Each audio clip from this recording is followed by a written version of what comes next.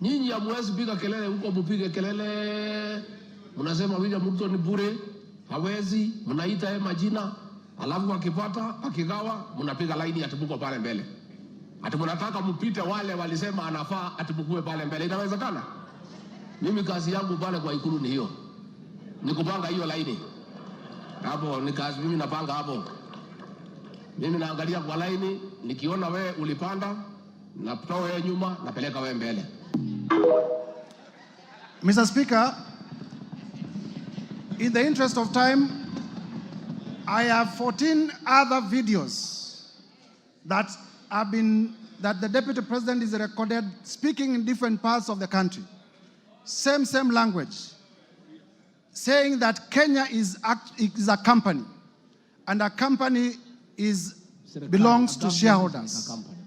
It is clear from the clip. I am not the one who made that clip. The person talking in the clip is none other than the Deputy President of the Republic of Kenya. Mr. Speaker, the office of the Deputy President is a national office. The territory of the Republic of Kenya is defined in the Constitution. The territory of the Republic of Kenya is known. The ethnic communities of the Republic of Kenya are all supposed to enjoy benefits from the government. And therefore, I am inviting members of this assembly to find that the Deputy President has breached all the articles of the Constitution as contained in this ground. Mr. Speaker, it needs no gainsaying that divisive ethnic politics are dangerous. You need not look further than the country of Yugoslavia. What ethnic politics did to the country of Yugoslavia. You need not look further than the country of Bosnia. What ethnic politics did to the country of Bosnia. You need not look further than the country of Rwanda. What ethnic politics did to Rwanda. You need not look further than the country of Burundi. What ethnic politics did to the country of Burundi. Until today, they are trying to reconfigure their state. You need not look further than Sudan. What ethnic politics have done to the good Republic of Sudan that was once a stable state. You need not look even further than the country of Nigeria. Mr. Speaker, Ethiopia. Mr. Speaker, our own country, Kenya, 2007, we experienced post-election violence. You would remember that in 1992, there were clashes in Molo. And Mr. Speaker, character is important in evidence. The Deputy President, there is evidence to show that during the post-election clashes in Molo, he was a district officer in Molo. Character is very important in deciding evidence and in persuasion. Mr. Speaker, in 1992, there were clashes in Likoni, and our tourism has never recovered. Mr. Speaker, we need not go that direction again. And a person occupying the high office of the Deputy President, if they want to take Kenya in that direction, the time has come for the National Assembly to stand on its feet to defend the Constitution and to impeach the Deputy President. So that even if not on any other ground, for purposes of dividing Kenya, the Deputy President today must be impeached. Mr. Speaker, allow me to turn to my ground two.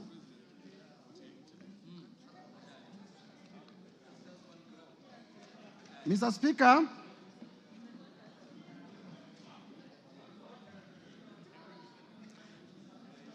on ground two, I am alleging that the Deputy President has violated Article 147(1) of the Constitution and has also violated Article 152(1) of the Constitution. Because all of us are not lawyers, please allow me, for purposes of clarity, to read those two articles for members to appreciate. Article 147 of the Constitution does state as follows. Functions of the Deputy President. The Deputy President shall be the principal assistant to the President and shall deputize for the President in the execution of the President's functions. Article 152(1) states as follows. Composition, the Cabinet consists of the following. 1, the President. 2, the Deputy President. The person I am pleading to the House today to impeach is a member of Cabinet. C, the Attorney General. And D, not fewer than 14 and not more than 21 cabinet secretaries. Mr. Speaker, the importance of this is to show that the Deputy President is assigned to assist the President and is a member of the cabinet. And what we are demonstrating, Mr. Speaker, because of time, is that the cabinet has been making decisions. The Deputy President sitting in cabinet, cabinet memos come before cabinet, they are discussed in cabinet, and then the Deputy President moves out of cabinet to contradict those decisions. In proving this, I am relying on the affidavit of Mercy Wanjau. Mercy Wanjau is the secretary to the cabinet. And in her affidavit that is in my bundle of documents, at page 77 to 79, Mercy Wanjau does, in oath, state that the cabinet made a decision to rejuvenate Nairobi River. And when that decision was made, because the law requires that settlement be 30 meters away from a river, the Deputy President was sitting in cabinet. The Deputy President is actually the chair of cabinet subcommittees, and I believe he chaired the cabinet subcommittee that made this decision. However, for political expedience, immediately after the decision was made, the Deputy President moved out of cabinet and went to the public to oppose the decision. Mr. Speaker, that is inconsistent with the principle of collective responsibility. That is inconsistent with the requirement that once a decision is made, you need to live by that decision. During his televised interview yesterday, the Deputy President said that he's the most compassionate person. He cares so much about the poor. This afternoon, honorable members of Parliament, I want to ask the following question, and if I may be heard in silence. The Deputy President of the Republic of Kenya is on record as being the person who ordered demolitions in Mavoko constituency in Athi River. Yes. Yesterday, he gave half-truths to Kenyans, saying he opposed this cabinet decision because it was unconstitutional, because he's very compassionate about Kenyans. Why didn't he also go ahead to say that he's also the one who led demolitions in Mavoko constituency? Are the people of Mavoko constituency lesser citizens of this republic? Or is it because in his own thinking, they are not shareholders of this republic? And therefore, I'll be pleading with honorable members to find that the Deputy President has breached the particular articles of the Constitution by being averse to the doctrine of collective responsibility and by contradicting the President and cabinet decisions. Quickly to ground three. Mr. Speaker, ground three. Tangu mutupatie nafasi ya uongozi, sijapata nafasi ya kuja kusema asante. Nataka kutoka kwa roho yangu ndani, watu ya Kayole, asanteni sana. Mimi najua nimeona iko shida ya watu ambaye walibomolewa, si ndio? Na nimeona mumeandika vizuri ya kwamba mteue kamati ya watu wachache ndio mkuje niketi na nyinyi. Mtakubaliana? Mimi ningetaka wale watu ambaye walipata shida hii ya ubomoaji, ambaye ni kitu tulikuwa tumeahidi wananchi haitafanyika kwa serikali yetu, mimi ningetaka niwasikize na nitapanga na mheshimiwa Meja Dong wakuje ndio tukue na nafasi ya kuongea. Tumekubaliana? Tumekubaliana? Tumekubaliana? A decision which is sat in cabinet in terms of making the decision. I now proceed to ground number 3 because of time. Under ground number 3, Mr. Speaker, the Deputy President has breached Article 62 of the Constitution, Article 10(2) of the Constitution, Article 174 of the Constitution, Article 186 of the Constitution, and Article 189 of the Constitution. Briefly, these articles relate to the functions of county governments and the cooperation with which the cooperation framework between the national and county government. And Mr. Speaker, then we are relying to prove this ground on the affidavit of His Excellency Johnson Sakaja, the Governor of Nairobi, which in our bundle of documents is contained on page 80 to 84 of my motion. We will also later rely on the oral testimony of Governor Sakaja. And basically what we are saying is that the work of regulating markets is an exclusive function of county governments. And the county government of Nairobi is a government that is independent, but also independent of the national government. And where a function of a county government is independent of the other arm of government, the national government has no mandate at all to interfere in the execution of that document. And in the affidavit of Sakaja, as members would know, Sakaja does state on oath that the county government of Nairobi made a decision to relocate traders from CBD, and the deputy president, recklessly and without regard to the high office that he holds, went to incite people to obey lawful decisions of the county government of Nairobi, hence undermining devolution. Mr. Speaker, we invite members to find that the deputy president did breach and violate the constitution in terms of undermining devolution and in terms of interfering with the running of the city county of Nairobi. Mr. Speaker, allow me now to move to ground number 4. Ground number 4 is about intimidation and vilification of judges, which is contrary to Article 160 of the Constitution. Article 160 of the Constitution speaks to the independence of the judiciary. Mr. Speaker, in our bundle of documents, at page 145 to 163, we have attached the decision of Lady Justice Esther Maina, where the Lady Justice Esther Maina found that 200 million shillings assets of His Excellency Rigathi Gachagua were proceeds of crime, and directed that the same be forfeited to the state. In intimidating the judge, the deputy president, in a public statement, accused the judge of corruption and did state that he will file a petition for the removal of the judge solely because the judge found him culpable of crime, of economic crimes. Mr. Speaker, you see, in terms of rule of law, Parliament makes laws. The judiciary interprets those laws and makes decisions. Members of Parliament must ask themselves what kind of a country we shall have if a judge makes a decision that does not favor me, then I will resort to personal vendetta against that particular judge. Mr. Speaker, I will be playing shortly a clip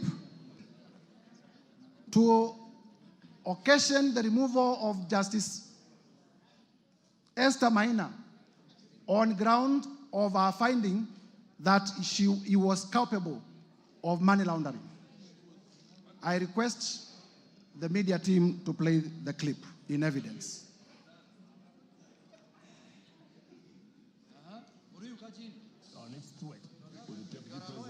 Gachagua now filing a petition to push.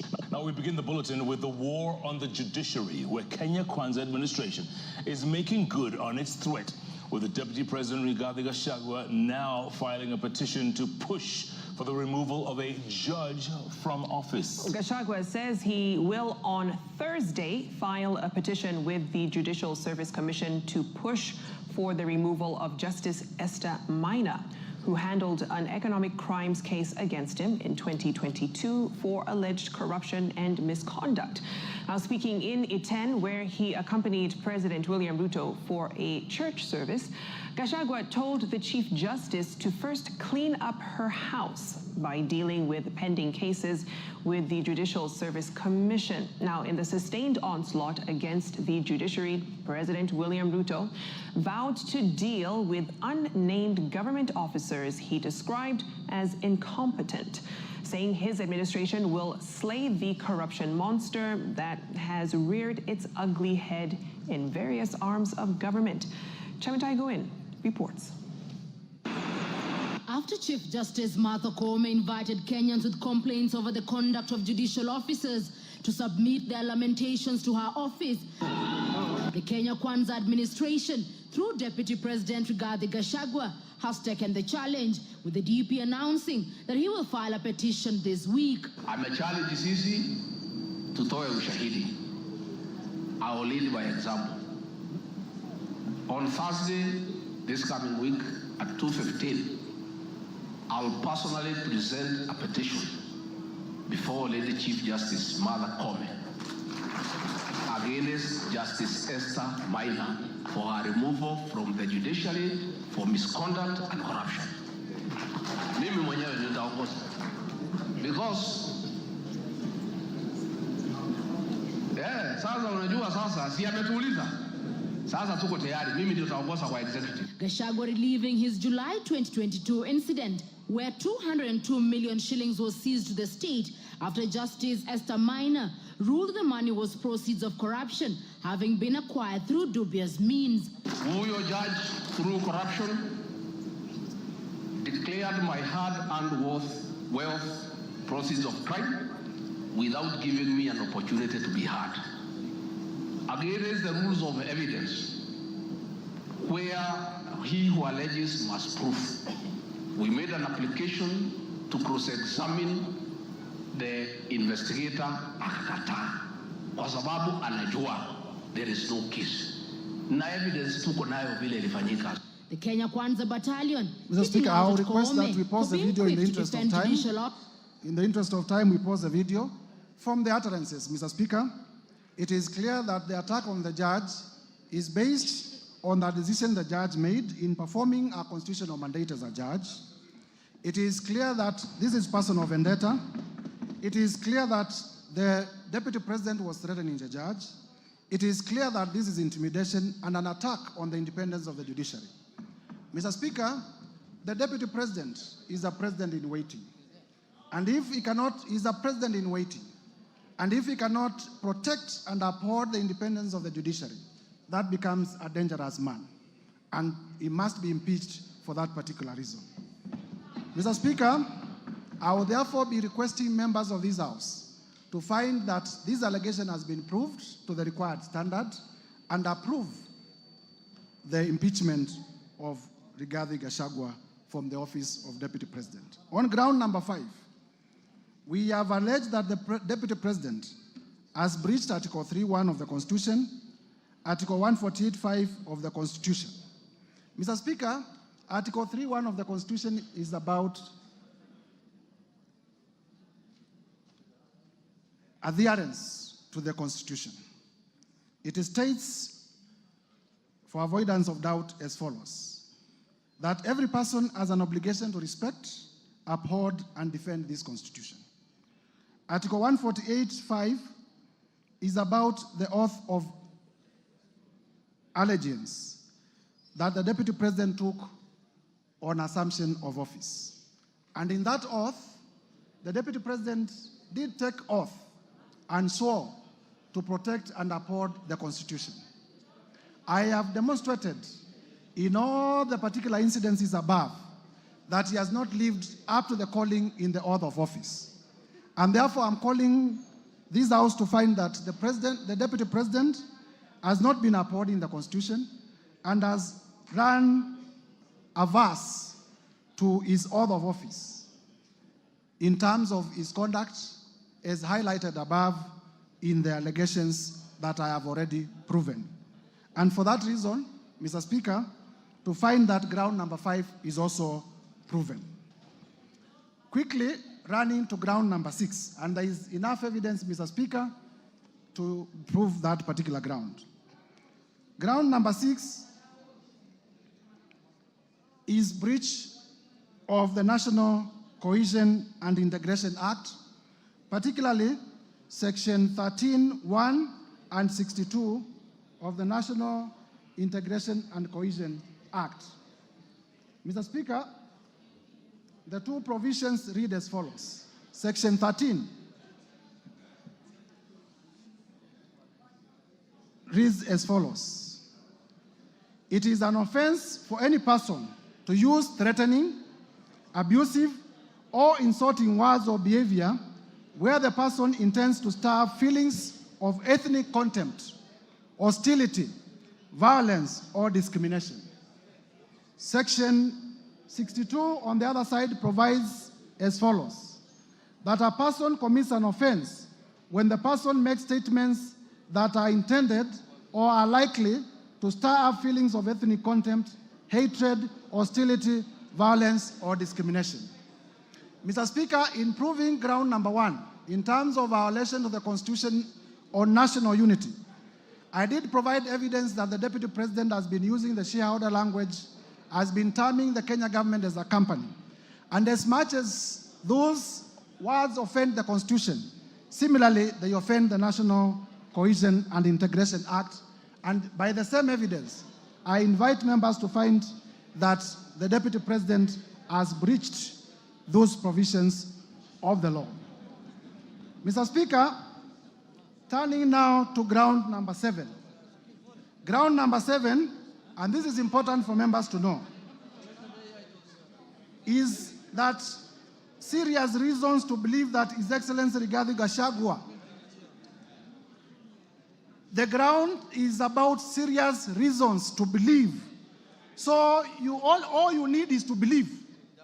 All you need is to believe that he has committed crimes.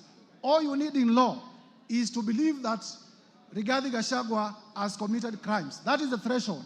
If in your mind you believe that Rigathi Gachagua, by the narration that I'm going to give, has committed crimes, then you vote in the affirmative. Serious reasons to believe that Rigathi Gachagua has committed crimes under sections 45, 1A, 46 of the Anti-Corruption and Economic Crimes Act, and sections 2, 3, 4, 7 of the Proceeds of Crime and Money Laundering Act. And Mr. Speaker, our allegation here is that the Deputy President, in the last 2 years, has amassed wealth that during the short period that I was able to do research, totals to about 5.2 billion, which is inconsistent with his known sources of income and with his last declaration of income. Mr. Speaker, it will be remembered that during the presidential debate, the Deputy President did declare that he was worth 800 million. It is also known by virtue of the gazettements by the Salaries and Remuneration Commission that he earns $1 million or thereabout per month, and therefore he needs to show where he got the money to amass these properties. The import of my allegation is twofold. Number one, there is what we call unexplained assets under the Anti-Corruption and Economic Crimes Act.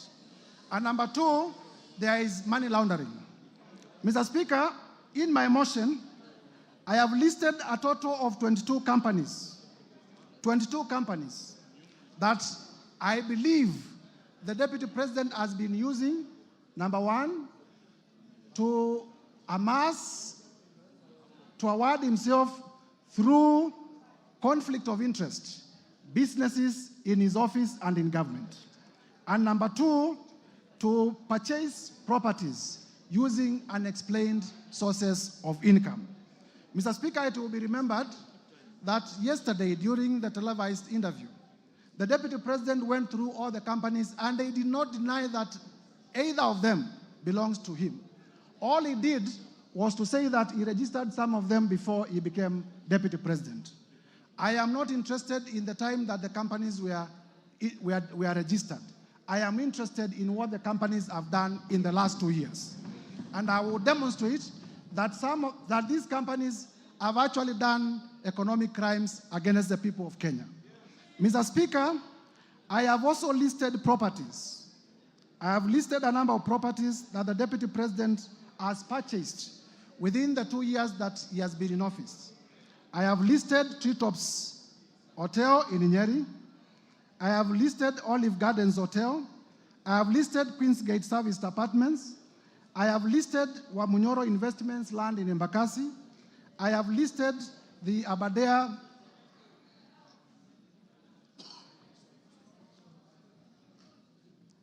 Treetops Hotel, Outspan Hotel, Olive Gardens Hotel, and the Vipingo Beach Resort.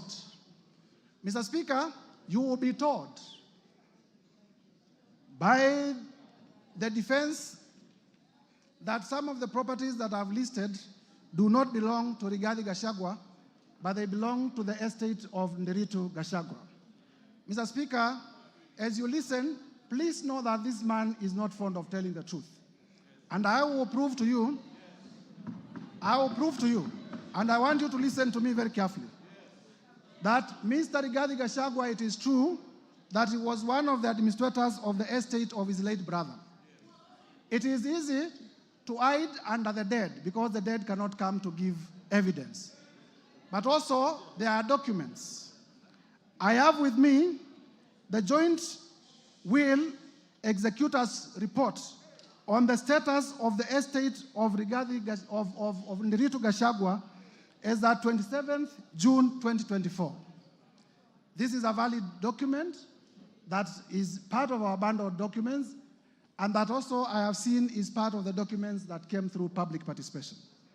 And in this document, what the Deputy President has not told Kenyans, and listen to me, because the Deputy President actually committed another crime yesterday, misleading Kenyans. What the Deputy President has not told 2 years, he is the one who has bought the properties of his own brother through coercion. And I am not interested, I have no problem with people owning property. What I have a problem with, and this is what he needs to be explaining to us, where did you get the money to buy these properties? This is the big question. This is a big question. Mr. Speaker, you will be told that when I became Deputy President, I transferred my companies to my 2 sons. And my 2 sons are the best entrepreneurs that Kenya has ever produced. They are the best investors that Kenya has ever produced. And one day they walked into a bank and they got a loan of 600 million. Mr. Speaker, I have looked at the ID numbers of the 2 sons, and I can confirm that they are in their early 30s. I want Kenyans, Gen Zs, you were in the streets. I want Kenyans to tell me which Kenyan, 23 years old, can walk into a bank. Where do you get the security to secure 600 million loan? I started by saying all you need to do is to believe that His Excellency Rigathi Gachagua has committed crimes. And buying properties worth 5.2 billion within a period of 2 years is not reason enough to believe that he has stolen from the Kenyan Republic. What else then will be a reason to believe? If a 28-year-old can be alleged to have walked into a bank and gotten a loan of 600 million, what else is a serious reason to believe that an economic crime has been done? Mr. Speaker, at page, shortly, Mr. Speaker, I have therefore proven that the Deputy President indeed is the one who bought through coercion the estate of his late brother. The source of funds to buy the estate is not known. Also in my bundle of documents, Mr. Speaker, there is a company called Crystal, and this is a very interesting company. This company called Crystal is the one that bought Aberdare Safari Hotel. And I have exhibited at page 122 of my bundle of documents a transfer document transferring the ownership of Aberdare Safari Hotel from the original owners to the children of the Deputy President Rigathi Gachagua at a consideration of 535 million. And this transfer, Mr. Speaker, was done on the 22nd November 2023, immediately after the Deputy President assuming office and telling Kenyans that he found empty coffers.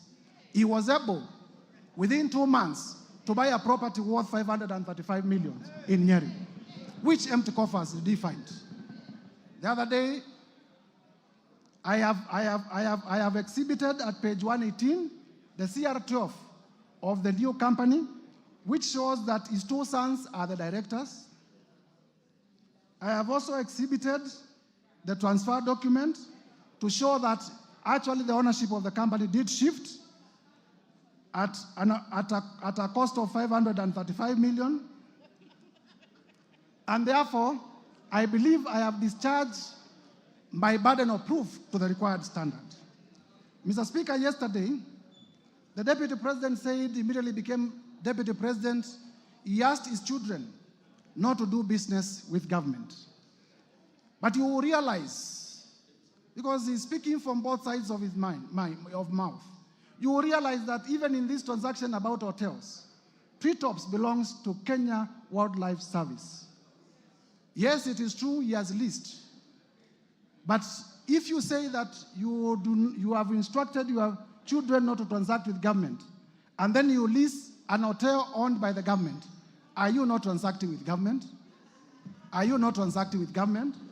And therefore, the live interview by the Deputy President yesterday is a further ground for the Deputy President to be impeached. I can go on and on and on to show that the Deputy President did purchase Kuruwitu Home Resort at a cost of 250 million from the estate of his own brother. Mr. Speaker, you were told also that Vipingo Ridge Hotel is a property within the estate of the late brother to the Deputy President.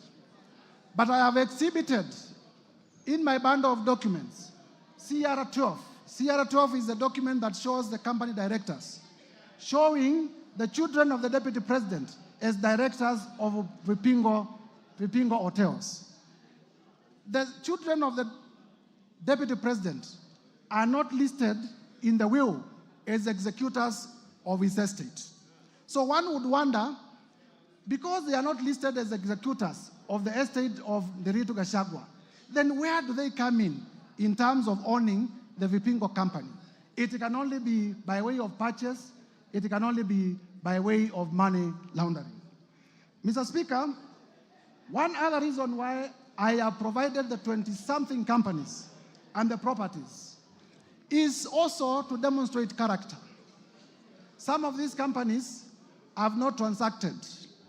It is my prosecution theory that these are special purpose vehicles for purposes of money laundering and for purposes of preparation for money laundering.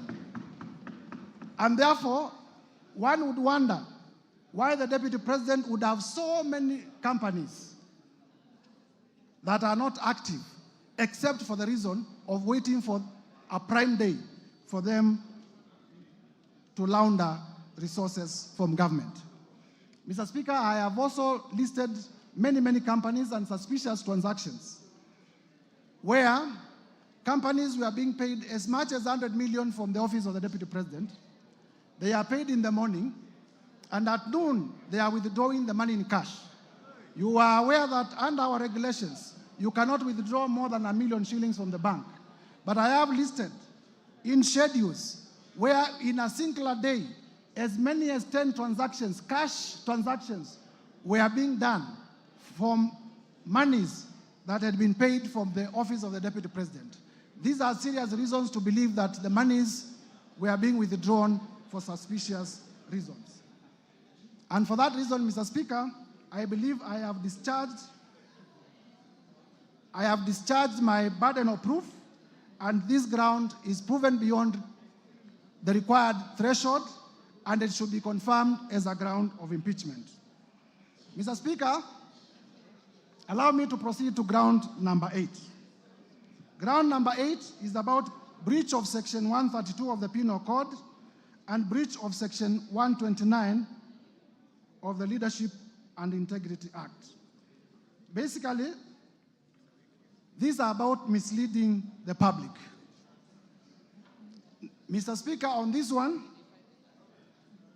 I rely on the evidence of the video in the case of Justice Esther Maina, that the Deputy President did mislead the public that Justice Esther Maina was corrupt, simply because she had made a finding that was against him. Mr. Speaker, I also rely on a video that I'm going to play shortly, that the Deputy President did attack the National Intelligence Service in a televised television interview in Mombasa. Mr. Speaker, in that televised interview, and you will see it shortly, the Deputy President misled the Kenyan Republic on several accounts, which I will discuss after the video has been played. I now request the media team to play the video on NIS in Mombasa.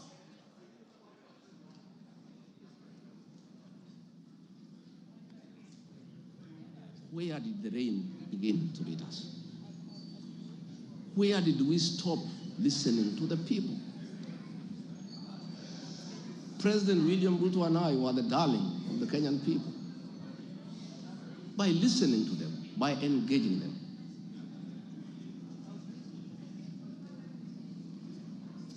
And as a government, we have established institutions to ensure we not only listen to Kenyans, but also genuinely understand their concerns. We invest significant resources in these institutions, particularly the National Intelligence Service, for this purpose. It is clear there has been a failure in the intelligence and advice we are receiving, particularly concerning crucial government policies. The President of the Republic of Kenya today has admitted that it has come to his attention that the people of Kenya did not want anything to do with the Finance Bill 2024.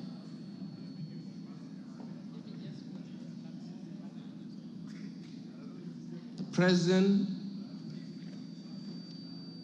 has now agreed that we need to listen to the people. And I sympathize with my boss, President William Ruto, because this information was not available to him. I know President William Ruto. Had he known 2 months ago that the people of Kenya did not want anything to do with the Finance Bill 2024, he would not have asked his parliamentary party to push it through. Yet, we have an organization paid by the public to give him and government such information. And that is where the problem is.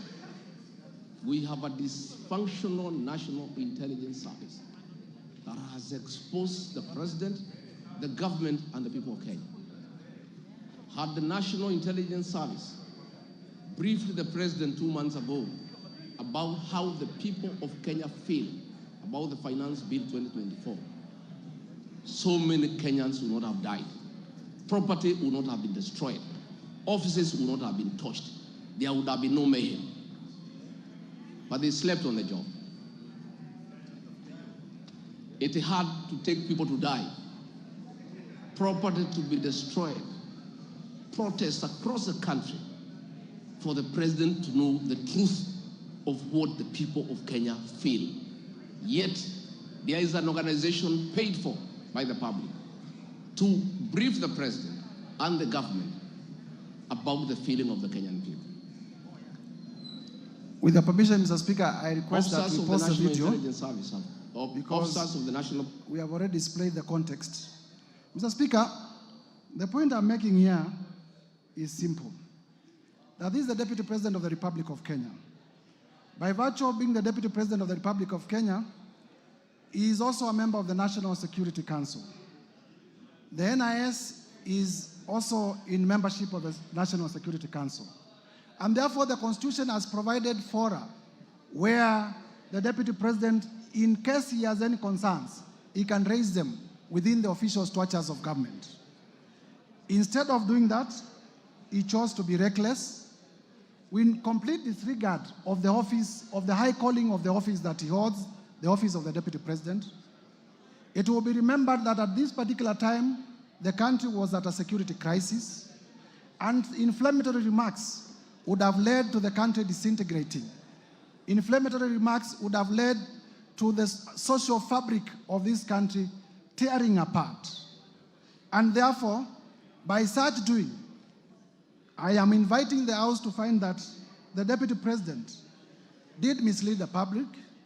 The Deputy President did live below the expectations of the office that he holds, made unfounded, sensational statements, and therefore, that ground should be upheld for his impeachment. Mr. Speaker, further to that, in the oath of allegiance to office, the Deputy President swore, and I quote, to refrain from directly or indirectly revealing such matters as shall come to my knowledge in the discharge of my duties and committed to my secrecy. Mr. Speaker, as you would notice in that clip, the Deputy President says that he has been told in confidence. Mark the words, I have been told in confidence by officers of the following. And while aware that he took an oath not to divulge information that comes to him in secrecy, he went ahead and divulged that information. I'll be inviting this House to find that the Deputy President breached his own oath of allegiance to office. And a person who breaches his own oath of allegiance to office is not fit to hold the office of the Deputy President. I therefore urge members to find that this ground has been proven to the required standard and uphold it for impeachment. Under ground 9, Mr. Speaker, on gross misconduct. Gross misconduct has been defined as dereliction of duty in the Black's Law Dictionary. Gross misconduct has been defined as dereliction of duty, unlawful or improper behavior. Mr. Speaker, we have alleged that the Deputy President did breach Article 151B of the Constitution in his utterances against the National Intelligence Service, and that is incompatible with the high calling, dignified status, and the discretion required of the office of the Deputy President.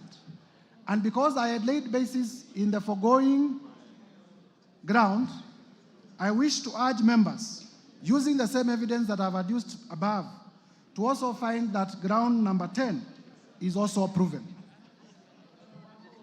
Ground number 9, that is.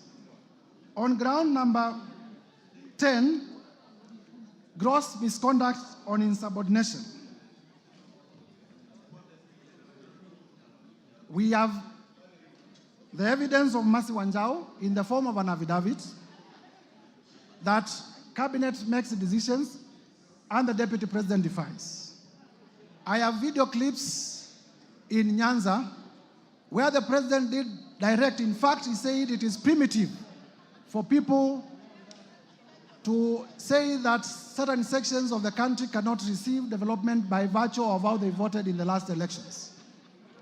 And then immediately thereafter, the Deputy President repeated his shareholder Kenya government company utterances, directly contradicting the President. In that arrangement, Mr. Speaker, I am submitting that that is insubordination, and the evidence that we have tendered in the interest of time on record is enough to prove that ground, and members should be able to approve that the Deputy President, His Excellency Rigathi Gachagua, has been undermining his boss, has been undermining cabinet, and therefore is guilty of the offense of gross misconduct in terms of insubordination. Mr. Speaker, I come to a very interesting last one, which is that the Deputy President has breached Article 151B and Section 34 of the Leadership and Integrity Act. Mr. Speaker, in my bundle of evidence, I have the affidavit of Dr. Andrew Muller, which I would want displayed. Dr. Andrew Muller, Mr. Speaker, was the acting CEO of the Kenya Medical Supplies Agency. Kenya Medical Supplies Agency, through funding of the Global Fund, did advertise for a tender for purchase of mosquito nets to benefit Kenyans. The tender was worth about 3.7 billion. In this affidavit, Mr. Speaker, Dr. Andrew Mulwa avers that when he came to KEMSA, and Mr. Speaker, the witness is before the House, but because this is not the trial chamber, we will not lead him in evidence, nor will he be cross-examined, but he's ready to be cross-examined when we go to Senate. He avers that when he was appointed as an acting CEO of KEMSA, and he came to office, he found the tender ongoing, and one day, the Deputy President called him, threatened him, so that he could release a bid bond. In his testimony, he says that a company that was being fronted by the Deputy President, if you allow me just to get where the, because this is important, at page 70 to 76, at page 70 to 76 of my band of documents, Dr. Andrew Mulwa avers that His Excellency Rigathi Gachagua called me from his mobile phone. The number is provided. On my mobile phone number, the number is provided, and pressured me to surrender to his proxy the original bid bond submitted by Sobika Impex for the above tender. He told me that he would send a proxy to collect the original bid bond. He goes further to state that Dr. Ikuno Rigathi, who is a son to Rigathi Gachagua, the Deputy President, called me and sent me a WhatsApp message from his mobile phone number, which is provided, claiming to be acting for and on the instructions of His Excellency Rigathi Gachagua. He asked for Sobika Impex Private Limited's original bid bond for the above tender, which he said His Excellency Rigathi Gachagua was trying to collect from KEMSA. Annexed here to and marked AM1 are the screenshots, and I would like them, they are already displayed on the screen of those messages. He goes further to aver that Dr. Ikino Rigathi, His Excellency Rigathi Gachagua's son, sent a one Ogora Wilson Okulo of national identity number that to collect the original bid bond submitted by Sobika Impex Limited. He concludes by saying that given the status, power, threats, influence of the people involved in the interference with the investigations and the cover-up of the irregularities surrounding the procurement of treated mosquito nets, I was constrained to surrender the original bid bond to Ogora Wilson Okulo. In short, members, please listen to this. In short, I was caught in a tricky situation, as there was nothing much I could do as a junior government officer against a sitting Deputy President of the Republic of Kenya. Mr. Speaker, this allegation was admitted by none other than the Deputy President yesterday live on his interview or live on television. He did confirm that, yes, he called Dr. Mulwa. He also confirmed that he called him in relation to a bid bond. And he did confirm that the company called Sobika, the local representative of Sobika, is a company called Crystal. And the company called Crystal is owned by none other than Rigathi Gachagua and his children. And therefore, there was a direct conflict of interest that the Deputy President, that the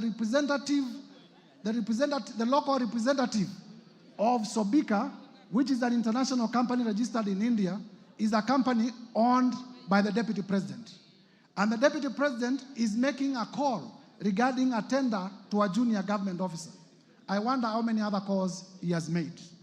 But I do not need to belabor this point, because none other than the Deputy President himself did admit on live television yesterday that he did make the call. It was in relation to the bid bond, and therefore I urge members to adopt the evidence of Dr. Andrew Mulwa as the truthful and factual evidence, exhibiting that His Excellency Rigathi Gachagua did interfere with the tendering process and also did interfere with the investigation into the same. His Excellency the Deputy President did inform the country falsely that no money was lost. Mr. Speaker, you would know that this tender was funded under the Global Fund. And the Global Fund, through letters that we have exhibited, did cancel this funding. And therefore, the Kenyan people lost up to 5 billion Kenya shillings and as well a relationship with the Global Fund, which is a major partner in our health sector.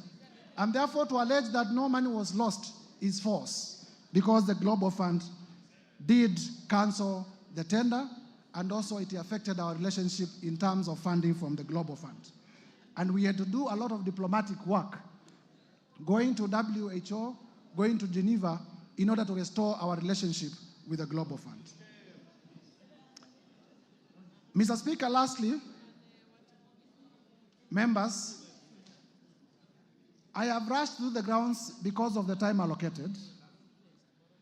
I have endeavored to provide evidence that all the 11 grounds that are proposed for the impeachment of His Excellency Rigathi Gachagua are merited, and there is enough evidence.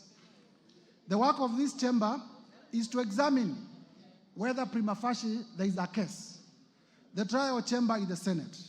And therefore, I want to plead with members of this House. It doesn't matter whether you signed the motion or you did not sign the motion. I have endeavored to persuade each one of you individually that this country requires a serious leadership. And His Excellency Rigathi Gachagua is not part of that serious leadership. I have endeavored to persuade each one of you that this country requires leaders who can respect the rule of law. This country requires leaders who can respect the Constitution. And His Excellency Rigathi Gachagua is not one of them. And therefore, I take this time to implore on each one of you, besides our political persuasions, to realize that we want the best for our country. This is the country that we shall bequeath to our children.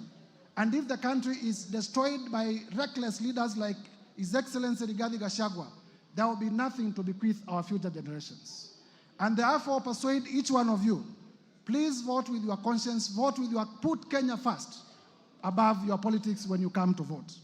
Lastly, Mr. Speaker, members of Parliament, if you listen carefully to His Excellency Rigathi Gachagua, and I did say at the time of giving my notice of motion, I have nothing against him as a person.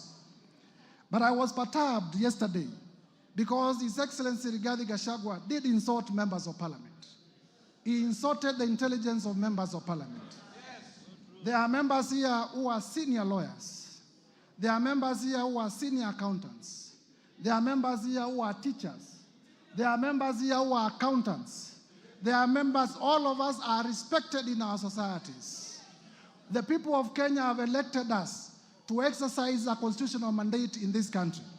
But His Excellency Rigathi Gachagua did say that most of the members of Parliament signed the motion without reading it. That is an insult to your intelligence. His Excellency Rigathi Gachagua, in the live interview yesterday, did say that Parliament is a theater of the absurd. In my training as a lawyer, he who insults the jury, he who insults the jury deserves no mercy from the jury. He who insults the jury deserves no mercy from the jury. His Excellency Rigathi Gachagua has insulted you before Kenyans. I urge you to rise up to the occasion. I urge you to rise up to the occasion. Uphold all the 11 grounds. Uphold all the 11 grounds. Uphold all the 11 grounds. Mr. Speaker, there is evidence that I have not gone through. The whole issue of Wamunyoro investments and the land in Embakasi. I have evidence in my bundle of documents that His Excellency Rigathi Gachagua used his office as the Deputy President, called junior officers at the Ministry of Lands, forced them to forge documents to the effect that Wamunyoro Investment had bought the land in Embakasi long even before it had been registered as a company. That land, Mr. Speaker, belongs to a sickly civil servant it belongs to a father, it belongs to a mother. Mr. Speaker, we must have a deputy president who is compassionate. I watched the deputy president yesterday on television displaying impunity and arrogance.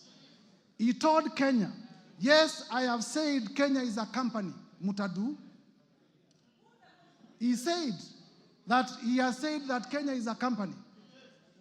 Unapologetically, he has said Kenya is a company. Is this the kind of a person you would want to be your deputy president? Members of parliament, I do not want to imagine that anything can happen to the sitting president. I do not want to imagine. But it is also a factual reality that something can happen to the president who is in power today. If anything, and God forbid, happens to the president who is in power today, is this the man you would want to complete the term as president? This man, honorable members, this man called Rigathi Gachagua has already said that the members of parliament in Mount Kenya are either Tugunia, I don't know what that means, or are collaborators, and that he will take them home. He has already said that where I come from, we deserve no development in Ukambani. He has said that the people of Nyanza deserve no development. He has said that the people of Western deserve no development nor appointments from the government. He has said that the people of the coast deserve no development from the government. He has said that the people of Northeastern deserve no development from the government. Those are the people you represent. Those are the people you represent. As you rise up to vote, please have the best interest of your people at heart. I urge you, honorable members, as one of your colleagues. I urge you, honorable members, as one of your colleagues. When this motion is finally put to vote, please vote to impeach Rigathi Gachagua. Please vote to impeach Rigathi Gachagua on all the grounds. As I conclude, Mr. Speaker,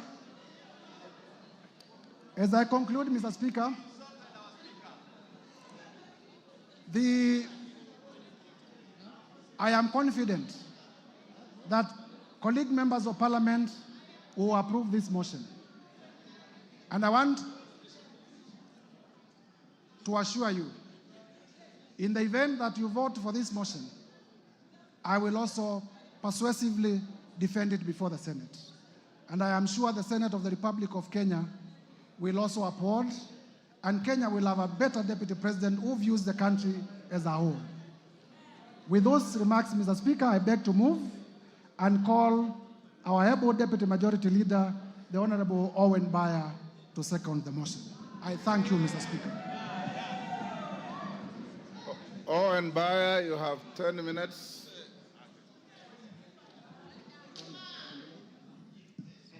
It's okay.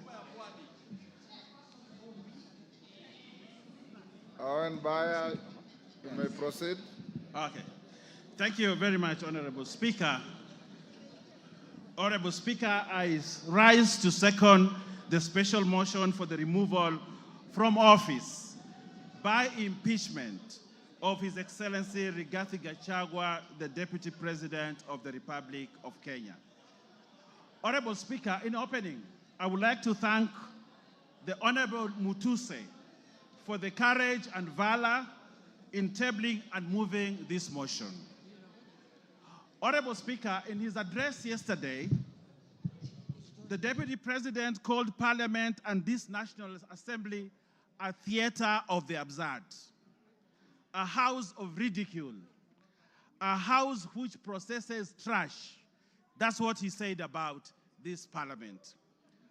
Honorable Speaker, just like the Deputy President, I'm a student of literature, having been taught by the late Wasamba Were and the late Professor Imbuga. In the definition, Honorable Speaker, of the theater of absurd, a theater of absurd is without plot, is directionless, is laced with stupidity, lacks thoughts, lacks coherence of ideas, it is irrational and logical. if you have read the book by Samuel Beckett, you will know that in that book called Waiting for Godot, that he actually said, this parliament is as good as that literature. Honorable Speaker, I sit in this parliament and many of you do that. Members, are we a theater of absurd? Members, are we directionless? Members, are we stupid? That's what the Deputy President characterized this parliament, that we are stupid, we are directionless, and we are people who are very useless to this country. Honorable Speaker, a person of the stature of a Deputy President who can say such things about this chamber does not deserve to continue to become the Deputy President of the Republic.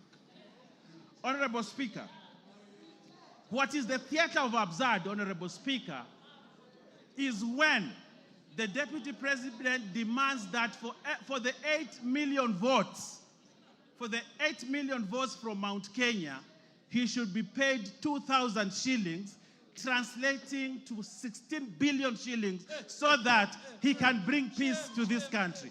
Honorable Speaker, that is the theater of absurd. That is the theater of absurd, Honorable Speaker. Honorable Speaker, the Honorable Rigathi Gachagua has committed impeachable offenses as provided in Article 150, 1 and 2. He has grossly violated the Constitution and has committed crimes under national and international law, as has been ably demonstrated by the mover of the motion. Honorable Speaker, looking at the evidence provided by the mover of the motion, Honorable Speaker, that is enough to impeach the Deputy President, and he must stand impeached by the end of the day today. Honorable Speaker, Article 131E of the Constitution says the President is a symbol of national unity. Read together with Article 147(1), that the Deputy President is the principal assistant of the President and shall deputize the President in the execution of the functions of the presidency. Honorable Speaker, for this to happen, there must be harmony at the top, in spite of how they were elected to office. His shareholding utterances, and we saw the utterances on the TV here, as demonstrated by the mover, on the shareholding. This ensures that there's no harmony at the presidency. But what the Deputy President wants to do is to balkanize this country. Balkanize the country where, like in George Orwell's Animal Farm, there are other people who are more equal than others.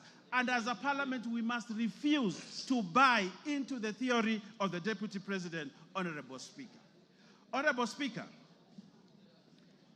the Deputy President has taken himself and wants to be a tribal king of the Murima, ready to break the country, sow seeds of disunity for his own political gain. And this chamber, today, by the end of the day, we must have no Deputy President who wants to balkanize this country. Honorable Speaker, the office of the Deputy President is a high office as established under Article 130. The authority of his office must be exercised within the provisions of Article 10(2), which anchors the principle of national unity. As core, the holder of this office must exercise this article at the highest level ever. Honorable Speaker, as Deputy President, he must be beyond reproach. Like Caesar's wife, Honorable Speaker, like Caesar's wife, he must be above any form of suspicion, beyond reproach. But Honorable Speaker, the utterances and the actions of the Deputy President brings his reputation to disrepute, because he has sown sort of disunity and he has taken a trajectory that is likely to bring balkanization of this country. For that, Honorable Speaker, we cannot continue to have a Deputy President who cannot uphold the oath of his office, and therefore Rigathi Gachagua must go. Honorable Speaker, if you look at the story of Pompey, the wife of Julius Caesar, you realize that although she had been accused of sacrilege, but the court acquitted her. But Julius Caesar actually divorced Pompey, not because of what she had been accused of, but because there was suspicion that he could have done something like that. And on that, only on that, Honorable Speaker, as a chamber, as a parliament, we have the authority and right to say, this guy has brought himself to disrepute, he has gone below, and he has portrayed himself as a man who cannot be trusted with the position of a deputy president of the Republic of Kenya. And therefore, Rigathi Gachagua must go. Honorable Speaker, Article 131(2) C and D gives the president and his deputy the responsibility to promote and ensure the unity of the nation and promote respect for the diversity of the people and communities. Honorable Speaker, the deputy president has presided over the politics of exclusion and has championed the rise and resource allocation to only one region of this country. Has the deputy president exhibited the values of national unity and diversity? No, Honorable Speaker, he has not. He does not embrace that value, a key value of the Constitution. And therefore, this deputy president must remain impeached because for him, the vocabulary of diversity and unity does not exist in his vocabulary. On that premise, Honorable Speaker, the deputy president, Geoffrey Rigathi Gachagua, must go by end of today. Honorable Speaker, Article 4, 5, and 6 of the Constitution, read together with the third paragraph of the Constitution of Kenya, reinforces the fact that Kenya is one united, indivisible state. In the same breath, Honorable Speaker, the Constitution establishes the structures of counties as units of sharing resources. However, the Deputy President has established an unlawful and unconstitutional structure of the country as a structure of sharing national resources, where we have now a new structure of shareholders and non-shareholders. Honorable Speaker, that is sacrilege. We cannot establish another structure of resource allocation apart from the one provided in the Constitution. But now we have a new structure where those who are shareholders in the country get more resources and those that are not shareholders don't get resources. For that new structure that he's trying to establish in this country, the Deputy President, Rigathi Gachagua, must go. Honorable Speaker, there was a time in this country, Honorable Speaker, if you allow me to say this, and I will ask you to add me a few minutes more to say this, that there was a time in this country when the Deputy Chief Justice, the Honorable Nancy Baraza, was bundled out of office because of impropriety, because of an issue that Kenyans thought was not proper. Nancy Baraza, just pinching the nose of someone. And she was bundled out of office, the high office of the Deputy Chief Justice of this country. That's what happened, Honorable Speaker. Just pinching a nose. And she was bundled out of office.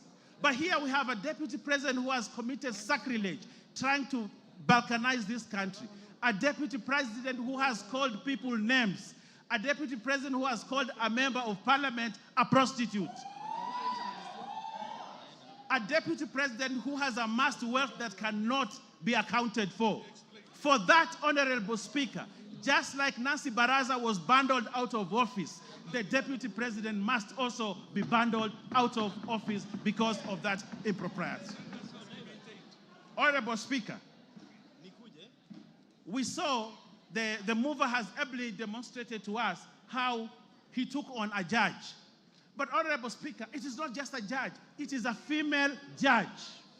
Honorable Speaker, probably he attacked this judge because she was a woman, a lady judge. Where is the place of women judges or women in this country if we have a Deputy President who has no respect for other female or lady leaders in this country? Honorable Speaker, for the abuse on a woman judge, a lady judge, the Deputy President must go. Honorable Speaker, I know my time is running out, but I want to say this in closing. Honorable Speaker, I want to say this. When you ever face an impeachment motion, Honorable Speaker, you'd rather have a rich dead brother who you can shield yourself with. We saw what the Deputy President tried to do yesterday. But I want to tell him that Kenyans are clever and they read through what he wanted to do yesterday. And they will not buy it. It does not sell. It won't be bought. We know who he is. We know. Give him 1 minute. Finish up. Finish up. He's my friend. Yes, Honorable Speaker. We know what he tried to do yesterday, but we can't buy it, Honorable Speaker, and therefore, Rigathi Gachagua must stand impeached at the end of the day. Honorable Speaker, we are in this boat together. We have one character in this boat called Kenya who is trying to rock it from within. He's trying to break this country. In that event, Honorable Speaker, we have a duty, if we're in that boat, to remove this one person from this boat and toss him into the high seas so that everybody is safe. And that is the duty that we must do today. And I want to convince even those that still have doubts of whether this guy should continue. I want to convince them we are safer as Kenya without Rigathi Gachagua as Deputy President of this country. We are safer as a country. The northeastern region is safer. The coast is safer. The Nyanza is safer. And all parts of Kenya are safer. Honorable Speaker, and Kenya is safer without Rigathi Gachagua as Deputy President. Mr. Speaker, we do not want Rigathi Gachagua to resign. We want this house, which he has called the House Theatre of Absurd, Honorable Speaker, to impeach him so that he knows that he needs to respect institutions also. Lack of respect of institutions, Honorable Speaker, is sacrilegious for the person of the stature of a Deputy President. For that, Honorable Speaker, for not respecting this Parliament and the Senate must impeach one Geoffrey Rigathi Gachagua tonight, and we send him home so that he knows his place in this country. For those many remarks, I second, Honorable Speaker, and ask other members to support this question. I thank you, Honorable Speaker. Order, honorable members on their feet, take your seats. Members on their feet, take your seats. Order, members on their feet. Ruth Odinga, take your seat. Order, honorable members, take your seats. Honorable members, I now propose the question, and you'll note that on the order paper, there is the long version of the motion and the abridged version of the motion. So those of you who want to look for details of the longer version, it is there. I now propose the question, which is that pursuant to the provisions of Article 145 and 151B and 2 of the Constitution and Standing Order 64 and 65, this House resolves to remove from office by impeachment His Excellency Honorable Rigathi Gachagua, EGH, the Deputy President of the Republic of Kenya, on the following grounds. 1. Gross violation of Articles 10(2)(a), B, and C, 27(4), 73(1)(a), 2 and B, 75(1)(c), 129(2) of the Constitution and Articles 147(1) as read together with Article 131(2)(c) and D of the Constitution. 2. Gross violation of Articles 174(1) and 152(1) of the Constitution by undermining the President and the Cabinet and the effective discharge of the national government's executive mandate. 3. Gross violation of Article 6(2), 10(2)(a), 174, 1861, 189(1), and the fourth schedule to the Constitution by undermining devolution. 4. Gross violation of Article 161 of the Constitution on the institutional and decisional independence of judges. 5, gross violation of Article 3(1) and 148(5)(a) of the Constitution on the fidelity to the oath of office and allegiance. 6, serious reasons to believe that His Excellency the Deputy President has committed crimes under sections 13(1)(a) and 62 of the National Cohesion and Integration Act. 7, serious reasons to believe that His Excellency the Deputy President has committed gross economic crimes under sections 45(1), 46, 47(a)(3), and 48(1) of the Anti-Corruption and Economic Crimes Act, and sections 2, 3, 4, and 7 of the Proceeds of Crime and Anti-Money Laundering Act. 8, serious reasons to believe that His Excellency the Deputy President has committed crimes by continuously misleading members of the public through false, malicious, divisive, and insightful remarks that are contrary to the provisions of Section 132 of the Penal Code and Section 29 of the Leadership and Integrity Act. 9, gross misconduct that is incompatible with the high calling and dignified status of the office of the Deputy President, a member of the Cabinet and the National Security Council. His Excellency the Deputy President has publicly attacked and undermined the work of the National Intelligence Service and its officers. 10, gross misconduct by openly and publicly insubordinating the President, who is the head of state and government. And 11, gross misconduct by persistently bullying state and public officers. Honorable members, the motion is supported and the list is attached by 291 members of this House.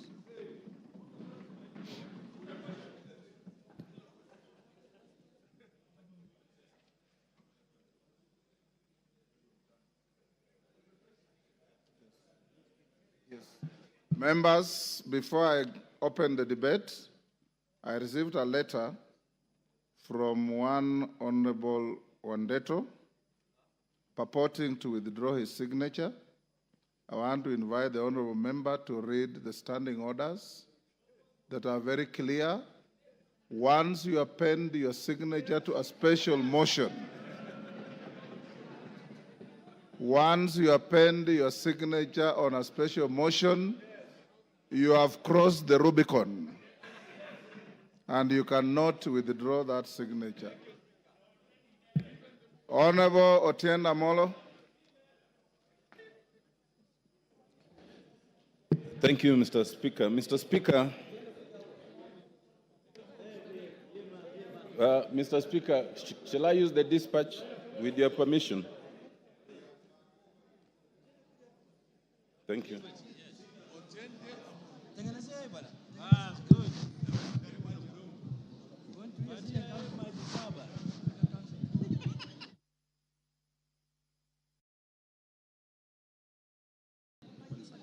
Yes.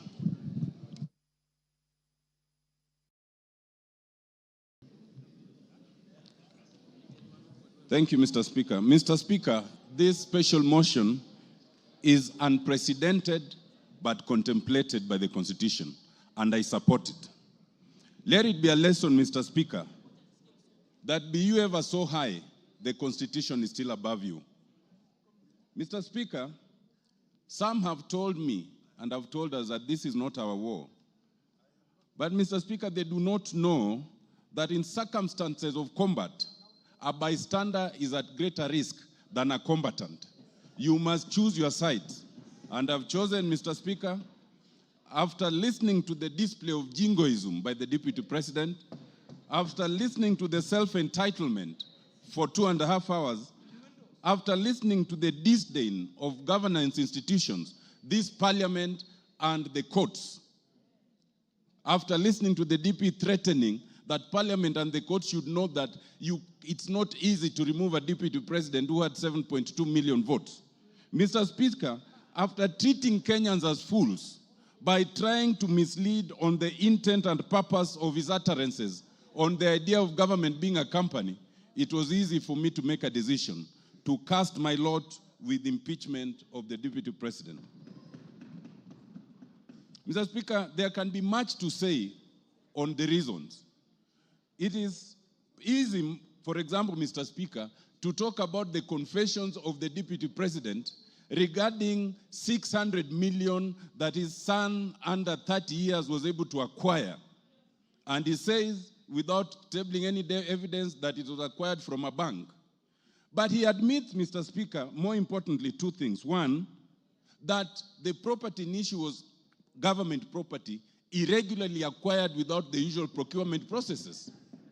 He also admits, Mr. Speaker, that the son was able to be given, a moratorium of 1 year not to pay anything while enjoying the proceeds. And the DP thinks there's nothing wrong with that. It is for good reason that the anti-corruption laws in this country do not limit themselves to the individual. They go to the spouse and the children. It is for such reasons. Mr. Speaker, it is also interesting that the DP admits to abuse of office. How does it do that? The DP admits to abuse of office on the issue of KEMSA. It is important, and this bears repetition, that the evidence tabled by the Honorable Mutuse includes an affidavit by Dr. Mulwa. That affidavit at paragraph 5 is very instructive, and it says that the DP's phone calls was aimed at interfering and covering procurement irregularities. And that is on a direct affidavit. But more importantly, if you look at page 69, you will see the SMSs.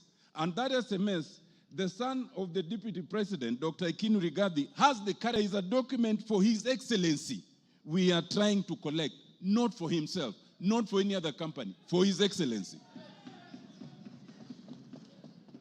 And the fact, Mr. Speaker, that the DP admits to these processes and sees nothing wrong with it is a very serious matter of integrity. But, Mr. Speaker, I'll not speak to all those two. I'll speak to a more fundamental fact. The blatant justification of discrimination and insightful utterances against Kenyans. That is where I want to focus, Mr. Speaker. Mr. Speaker, in this, the DP, and I've gone through the documents, there are various clips where the DP repeats this, that Kenya is a company and those who did not vote for Kenya Kwanza are not entitled to enjoy the proceeds from that company. What worries me, Mr. Speaker, is that with a straight face, the DP could appear on live television and justify these utterances. How does he justify it? He says that he is entitled to do that because there are some partisan political agreements or promises that were made. What does that mean? The DP elevates promises at a political party level above the National Cohesion and Integration Act, Section 13. He elevates those promises at a political party level above the Constitution of Kenya. There are 15 different articles that speaks against this. The fact that the DP can think that he can justify such utterances and elevate these agreements above the law and the Constitution is the clearest evidence that he must go because he has breached the Constitution. It is important to note that Article 145, 1A and C do not say that if you are respecting a political promise, then you can breach the Constitution. If that was to be the case, Article 24 would include that as a limitation. It does not include. If you want one reason, members, to impeach the deputy president is because he has admitted to breaching the Constitution on account of a political promise. Mr. Speaker, Article 145, 1B is another interesting one, and it speaks to serious reasons to believe that the DP has breached the Constitution. You do not need the hard evidence. Members, remember, for conviction, that is for courts. We are not a court of law. Ours is to look at the evidence and see if there's a serious and reasons to believe. Those serious reasons speak to integrity. They speak to impropriety. And if you look at them and then find that there's some impropriety, then ground 7 will have been proved. Ground 7 talks of the issue of acquired property coming to 5.2 billion. What struck me, Mr. Speaker, is that the Deputy President took 1.5 hours to explain why he's not corrupt. Of the 2.5 hours, 90 minutes was to explain why he is not corrupt. The very fact that you take 90 minutes to explain you are not corrupt is prima facie evidence of corruption.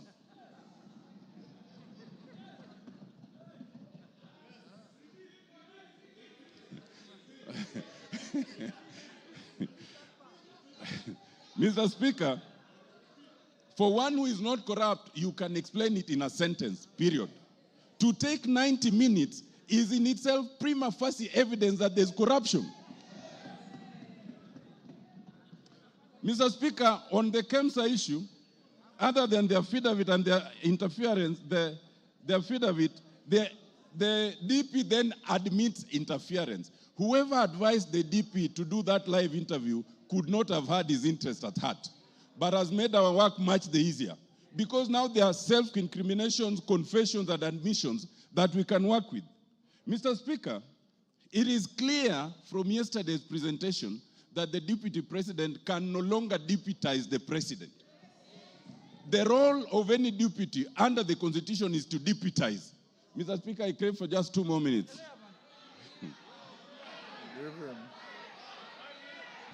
So that, Mr. Speaker, even the fact, Mr. Speaker, it is not a ground of the impeachment by Honorable Mwangi Mutuse, but it has become a clear ground from yesterday's interview that the DP is incapable of deputizing the President. And if we needed an independent ground, that is very clear. It is also clear that the DP can no longer be part of a cabinet. It is a basic rule in terms of labor law. If you cannot work with your boss, if you insubordinate your boss, if one person is to go, is the subordinate, not the boss. Mr. Speaker,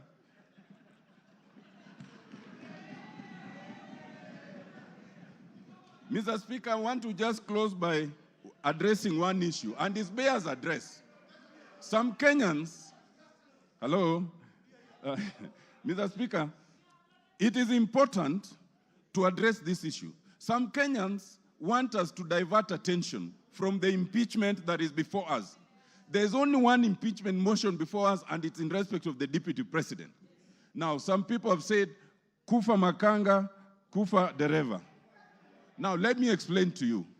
First of all, when you say kufa dereva, kufa makanga, you must remember that in that bus there are passengers. And those passengers can die if you are reckless. In this case, those passengers are Kenyans. We as Parliament must navigate that issue so carefully that the passengers called Kenyans remain safe. Mr. Speaker, that is extremely important. Why? We are in a very unique position where we have a president and a deputy president, but we do not have an IBC. If anything happens right now, as we are going to, if we impeach the deputy president as we want to, as we need to, the position can be filled even without an IBC. But if there is no president and there is no deputy president, only the speaker can act for 60 days. Within those 60 days, there must be an election. We cannot currently have an election because we have no IBC. To have IBC commissioners, you need a president to nominate the board that will select them. Once the board is nominated and they propose a name, then the name must be forwarded again to us, and it's only the president who can nominate them. In other words, if you say kufa dereva, kufa makanga, you want absolute turmoil for all the Kenyans to die in that accident. That would be a very reckless act. Mr. Speaker, I am convinced having looked at the Deputy President, having listened to him, that the Deputy President is not remorseful. He is not sorry for any utterances. He is not prepared to change. He is a man who must be saved from himself by impeachment. Thank you, Mr. Speaker. I support.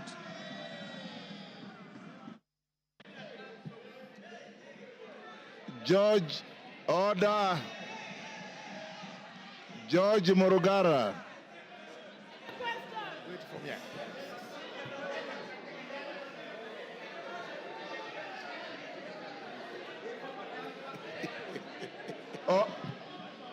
Order, order. Order, honorable members, order. Order, Bensouda. Freeze. Freeze where you are. Order, members. Order, honorable members. I know the limits of exuberance are high. Order. Beatrice, freeze where you are. I know the levels of exuberance are high, but let's listen to those who are speaking. There's a lot of requests to speak, and I did tell you that in a motion such as this, Dr. Bukose will not ask to put the question. So let's listen to each other. Of course, the canned and band of debate cannot be ruled out in acknowledging good issues and disagreeing, but let's have some decorum. Those of you who speak, you have 5 minutes. If you can finish earlier, the better, so that many more can speak. Go on, Murugara. And members, when you are given permission to speak, if you wish to come to the dispatch box, do so. If you want to speak from where you are, do so. Thank you. Thank you very much, Mr. Speaker. Mr. Speaker, before I even state my position as regards this motion, it is important for me to express what the views of Kenyans are regarding this motion, and especially with a hindsight of the public participation that we did, and also from the public opinion which was communicated to Kenyans through an agency that conducts opinion polls. It is vitally important to remind Kenyans that through the public participation that we did on Friday and Saturday, it was overwhelming that Kenyans were in approval of the motion, and therefore we must respect their position.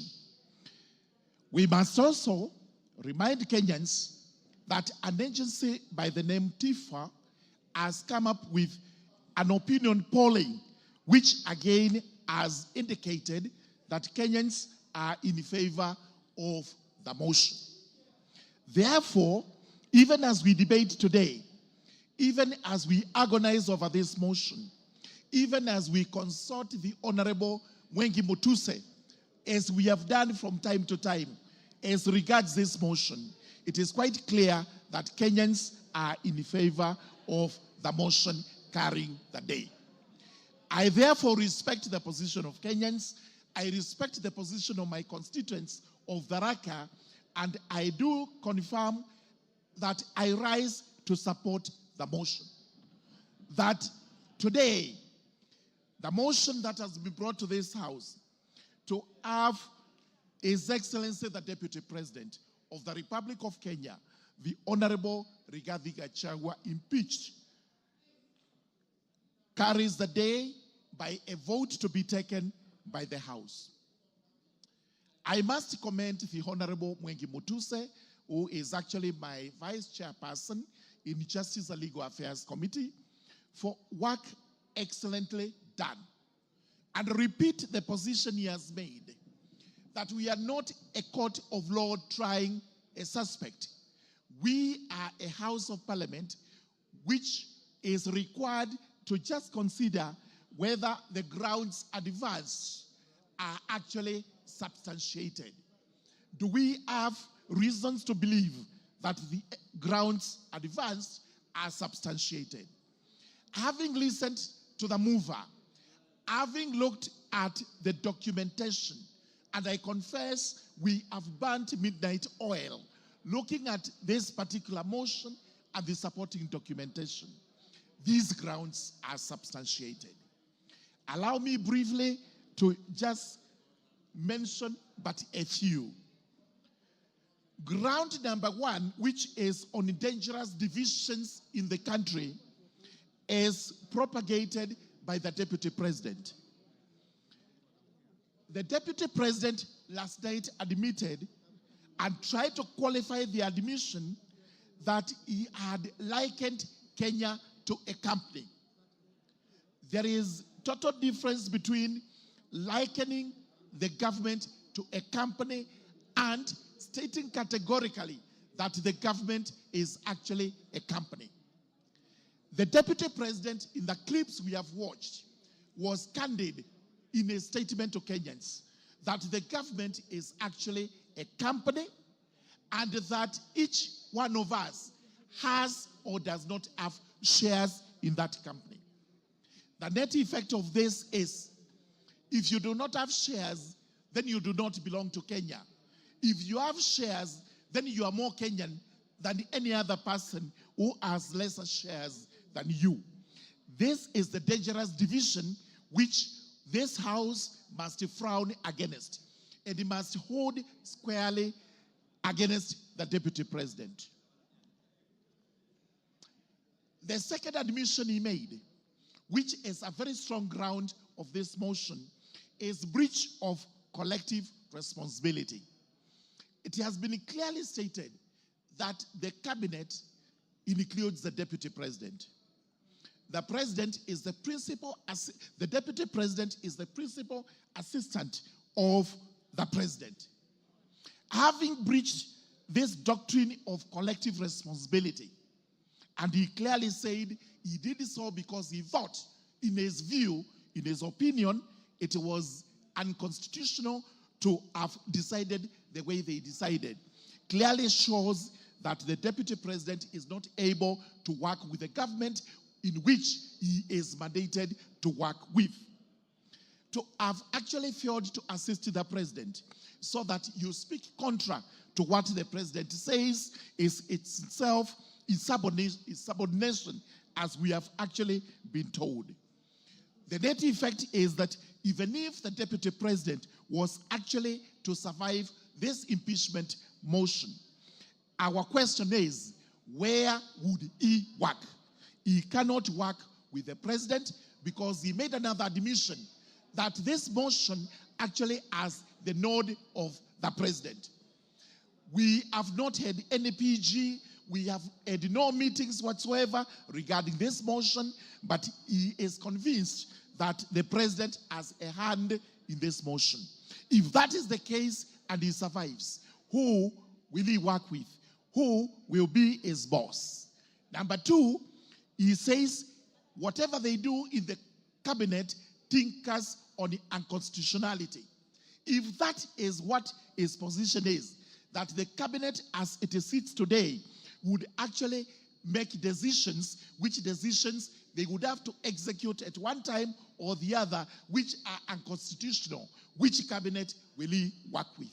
Therefore, it goes without gainsaying that the personality of the Deputy President, His Excellency Rigathi Gachagua, is untenable as far as the presidency is concerned and as far as the cabinet is concerned. 1 minute more. There has been an argument regarding the companies, and Honorable Mutuse has read out the companies, which nobody seems to know exactly why these companies were formed. Exactly what was the ulterior motive of forming these companies. But what I wish to point out regarding the companies, and what Kenyans should know, is that some of the properties under which the Deputy President aid, stating that these were properties of his late brother, are actually today his properties. Most important is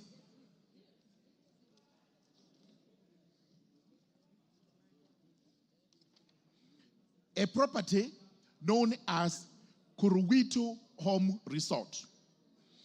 This property was actually sold to another company known as Kuruwitu Properties Limited for Kenya shillings 250,000. A search of these companies indicate that Kuruwitu Properties Limited is owned by Vipigo Beach Resort Limited and John Y. Madenge. We therefore have to ask ourselves, who is Vipigo Beach Resort Limited? And CR12 indicates that this company is actually owned in shares by Keith Ekino Rigathi, Kevin Gachagua Rigathi, the estate of the deceased James Nderitu Gachagua. As we were told, these two persons named, Keith and Kevin, are not executors of the estate of the late Nderitu Gachagua.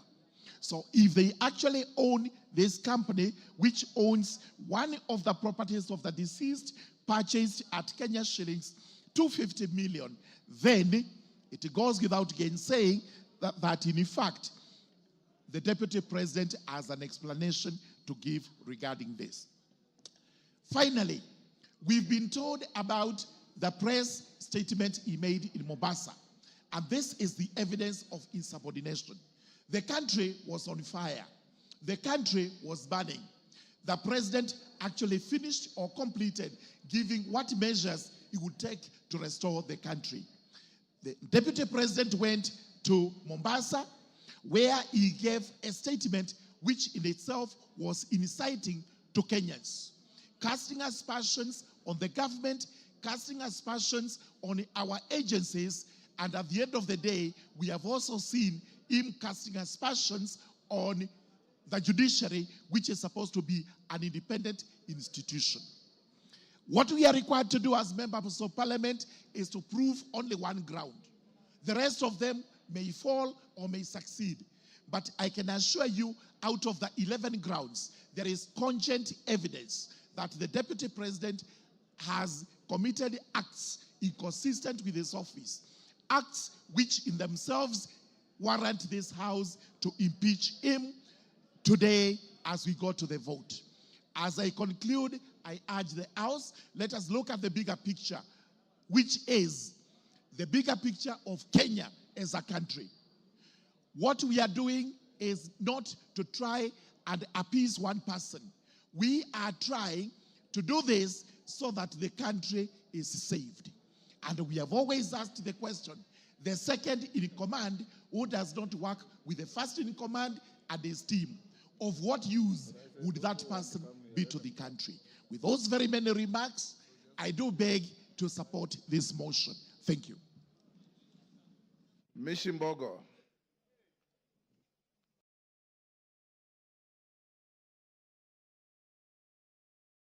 Give her the mic. Asante sana Mheshimiwa Spika. Mheshimiwa Spika, nasimama hapa kuunga mkono hoja hii ya kumng'atua mamlakani naibu wa rais Bwana Rigathi Gachagua. Na naunga mkono kwa sababu katiba yetu kifungu 159 imetupatia sababu mwafaka za kuweza kumng'atua naibu wa rais. Na sababu ya kwanza imezungumzia kukeuka katiba. Na nikiangalia Mheshimiwa Rigathi Gachagua amekeuka katiba, haswa nikiangalia kipengele cha 10 ambacho kinazungumzia maadili ya kitaifa. Maadili ya kitaifa ikiwemo umoja, ikiwemo demokrasia, ikiwemo usawa. Mara nyingi sana amezungumzia mambo ya kwamba nchi yetu ni kama kampuni na ni ya washikadau. Na amesema ya kwamba washikadau hawa ni wale ambao tu wamepiga kura katika serikali ya Kenya Kwanza. Hivyo basi kukiuka maadili katika kifungu cha 10, kwa sababu tunajua Wakenya wote wanalipa ushuru na Wakenya wote wana haki sawia, wale waliopiga kura kwa serikali na wale ambao pia walikuwa katika upande ule mwingine, kwa sababu ni demokrasia. Unaweza kuwa upande wa serikali na unaweza kuwa upande wa upinzani. Vile vile pia tunaona katika kifungu 147 kinasema ya kwamba yeye atakuwa ni msaidizi mkuu wa rais katika serikali, na msaidizi mkuu pia atakuwa ni aibu katika zile kazi ambazo rais anazifanya. Lakini je, vitendo vyake vimeonyesha mambo hayo? Vitendo vimeonyesha ya kwamba yeye si msaidizi. Kuna wakati ule wa Gen Z, wakati rais ametoa hotuba hapa Nairobi ya kutoa mwelekeo wa kitaifa na jambo lile, yeye alikuwa Mombasa akitoa hotuba ambayo ilikuwa inazungumza tofauti na ile hotuba ya rais, na hapo pia akatia fitina katika taasisi zetu za kiserikali na kumlaumu bwana Nurdin Haji. Kwa hivyo imeonyesha ya kwamba yeye ni kama anachukua nafasi ile ya rais, hachukui ile nafasi ya kwamba yeye ni msaidizi. Vile vile pia tumeona ya kwamba naibu wa rais amekiuka katiba na kuwa amezungumzia utovu wa nidhamu kwa hali ya juu. Ile Kiingereza tunasema gross misconduct. Kwa mfano, aliita mmoja wetu Mheshimiwa Jematia na kumuita malaya. Unapoita mwanamke yoyote malaya, umeita wamama wote wa Kenya malaya. Sisi si malaya, sisi ni kina mama na sisi ni viongozi. Hatuwezi tukakubali naibu wa rais kutuita malaya. Akarudi akasema hawa wamama wa Mount Kenya ambao wako pamoja na mimi, hawa ni wamama, wote ni wamama wa rais, hawa ni wamama wake. Alikuwa anamaanisha nini? Mheshimiwa Rigathi Gachagua, huna heshima kwa kina mama wa taifa hili la Kenya. Vile vile katika huo utovu wa nidhamu, tunaona sehemu ya Nyandarua alinunua shamba ambalo kina mama walikuwa wamelima mahindi, wamelima viazi, wamelima zile mushiri. Alimweka pale MCA na wakavuruga hiyo chakula yote. Angekuwa yeye ana hekima kama kiongozi, angeacha vikue, watu wavune, alafu achukue hilo shamba. Lakini ni kwamba hana nidhamu na wala hana kufikiria wa Kenya kama naibu wa rais, na wala hana ubinadamu. Vile vile pia sababu nyingine inakuwa ya kwamba ukikosa ufanisi, Kiingereza incompetence. Na mimi nataka niseme alikosa ufanisi kwa sababu alisema anapigana na pombe haramu na anapigana na madawa ya kulevya. Akaja kule Pwani, kazi aliyofanya kubwa ni kutukana viongozi, kusema anajua wanaouza mihadarati, atawataja, atawashika. Aliwashika. Mihadarati iko ama hakuna? Na hii pombe haramu iko Mlima peke yake ama pia iko kule magharibi, iko kule sehemu ya Nyanza na iko hata hapa Nairobi? Tumuulize yeye mamilioni ambayo ameyatumia kwa hiyo kazi yametupatia natija gani? Yamefanya faida gani? Isipokuwa kunyakua ardhi, akiandika kwa jina la mke wake ati atatengeza sehemu za kuweza kunasua vijana kwa jambo hilo. Jambo jingine ni kashfa ya KEMSA. Imezungumziwa vizuri sana vile alivyowezesha watoto wake na makampuni yake na kuiba pesa zile katika kashfa hiyo. Hatuwezi kuwa na naibu wa rais ambaye juzi na jana alikuwa milioni 800, yani kama mali yake. Hivi karibuni ati ni bilioni 5.2. Kwa muda mchache tu pesa hizo umezipata wapi? Pia umedhulumu bibi wawili wa marehemu ndugu yako aliyekuwa gavana wa Nyeri. Utakuwaje upewe flati 10 na wao wapewe 5 na ni wawili na kuna na watoto? Jamani, ni sheria gani? Tunao sheria ile ya Kiingereza.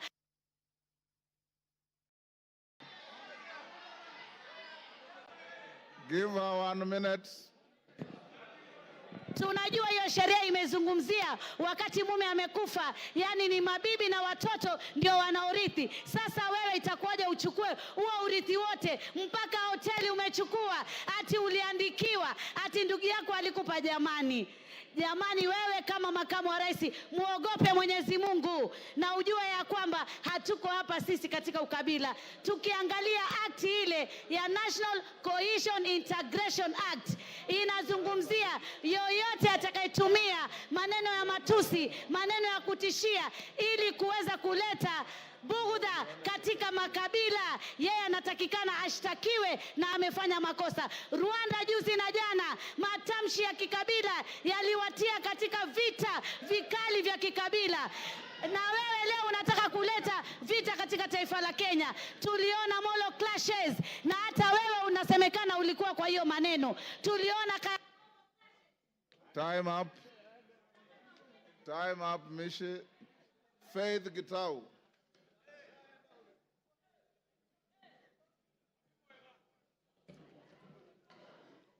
Thank you, Honorable Speaker, for according me this opportunity.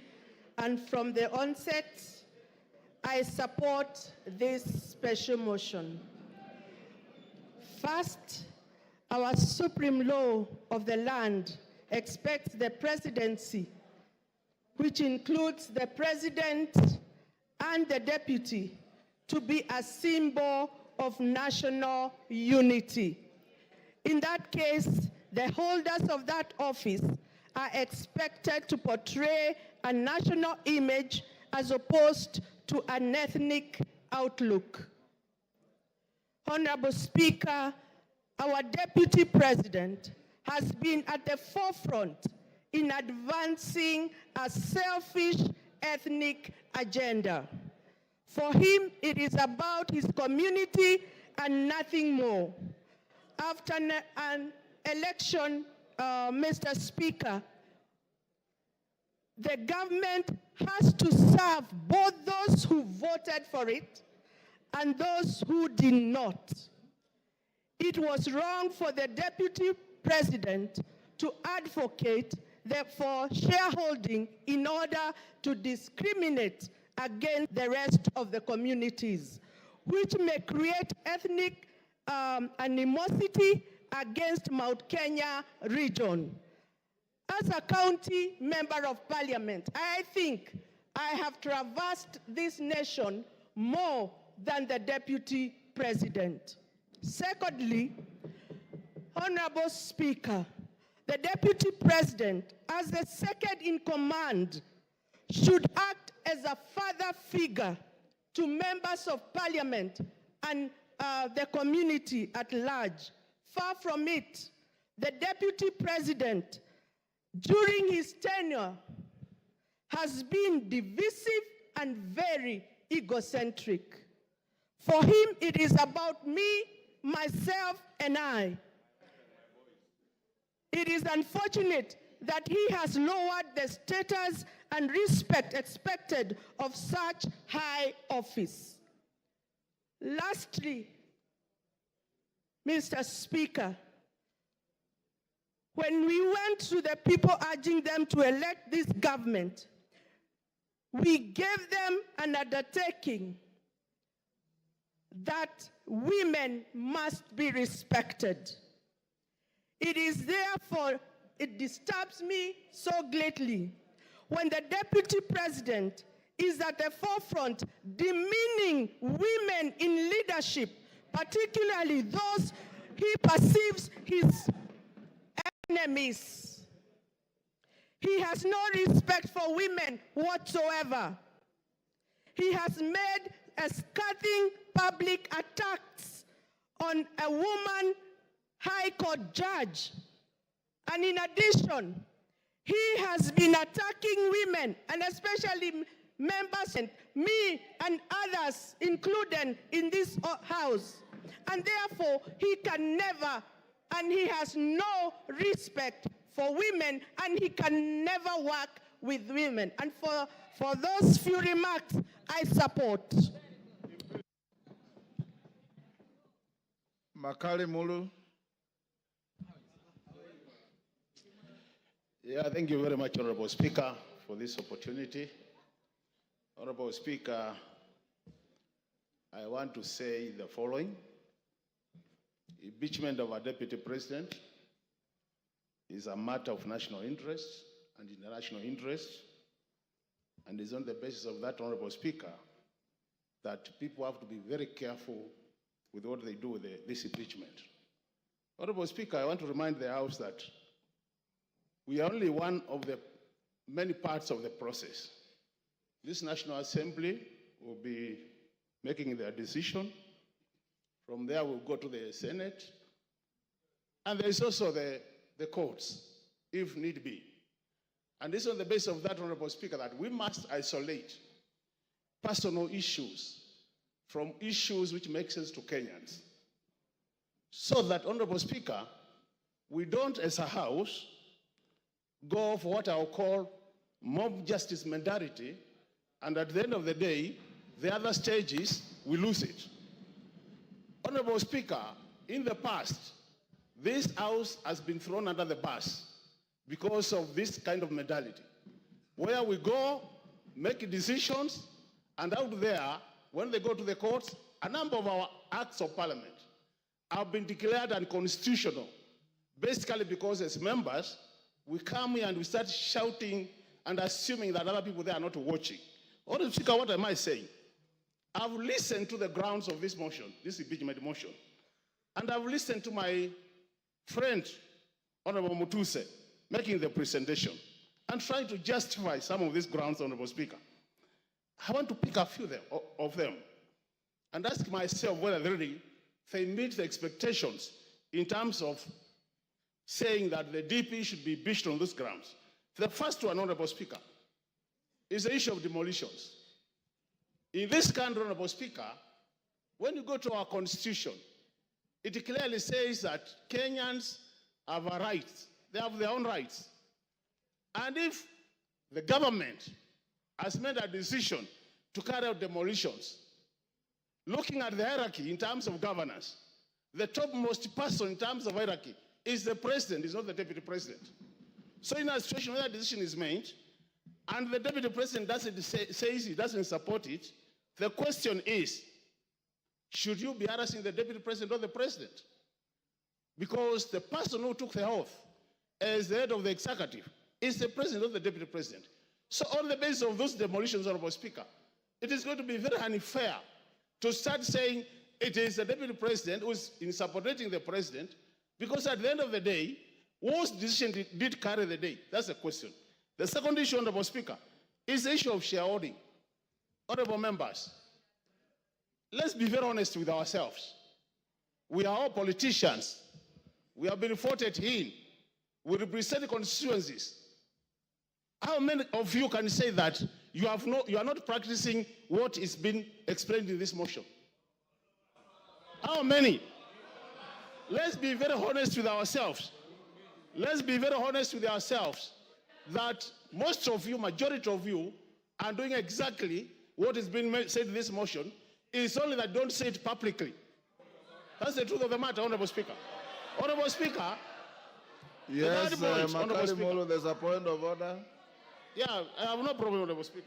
Yeah. I hope I will be saving my time. Mr. Speaker, on a point of order, my name is Steve Mogaka from West Mogrango. Is the member on the floor in order to speak about what I practice? What does he know about what I practice? Can he restrict himself to what he does and not start throwing aspersions on members of parliament as if he is in their minds and he is in their practices? He's not. Is he not out of order? Yes, Makali. Honorable Speaker, I really don't see any point of order there. I ignore and proceed. Honorable Speaker, the issue of the judicial officer who is being accused as one of the grounds for this. Honorable Speaker. Order, Makali. And Honorable Speaker. There's another point of order here. Point of order. Take your seat. Yeah. Give Farah the mic. Mr. Speaker, is the Honorable Makali, somebody I have a lot of respect for.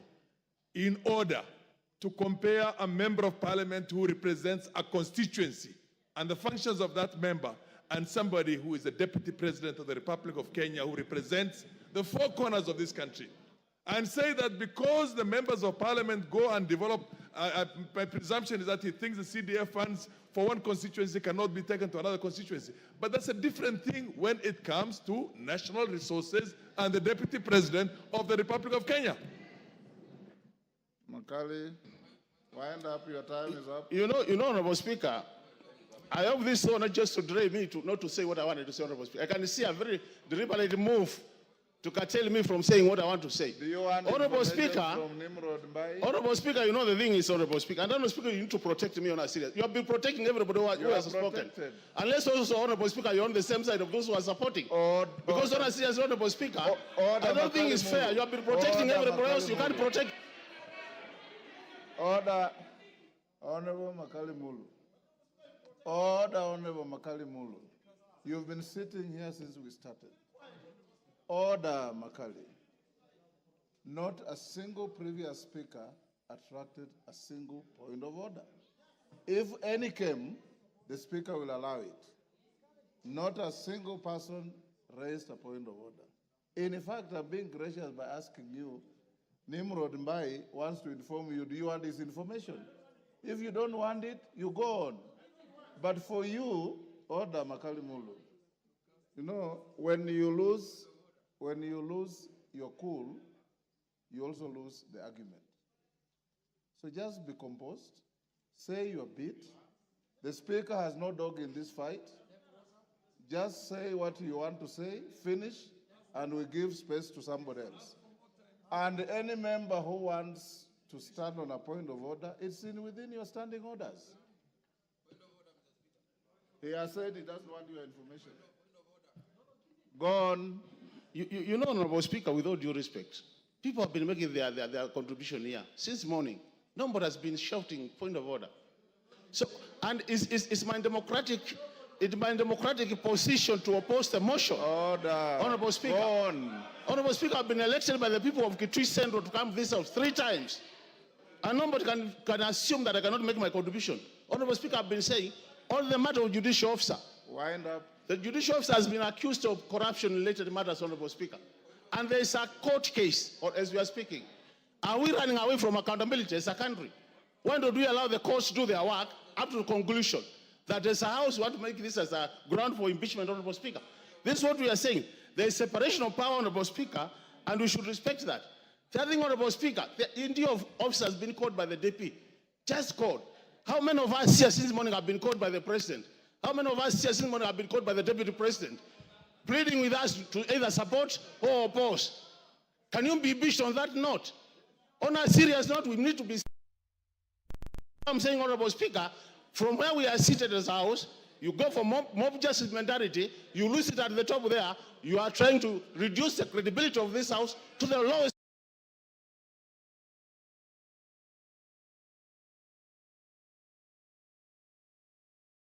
grounds for opposition of this motion. Is it a situation where a thief has been sent to court to catch another thief? This is a situation. Honorable Speaker, this country has much more serious issues than what we are discussing. Your time is up. Order. I will now order. Take your seat. Order. Robert Mbai, Mbui. Order, Robert Mbui. Give him 1 minute to finish. Yeah, Honorable Speaker. So I was saying, Honorable Speaker, Kenyans have said that Kitui Central in particular has said, kufa makanga, kufa ndereva, kufa mechanic. Because Kenyans are more serious issues. And when they die, we want a new renewal of this country, Honorable Speaker.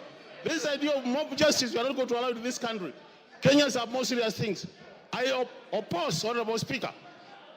Millie Odhiambo to speak to the public participation report.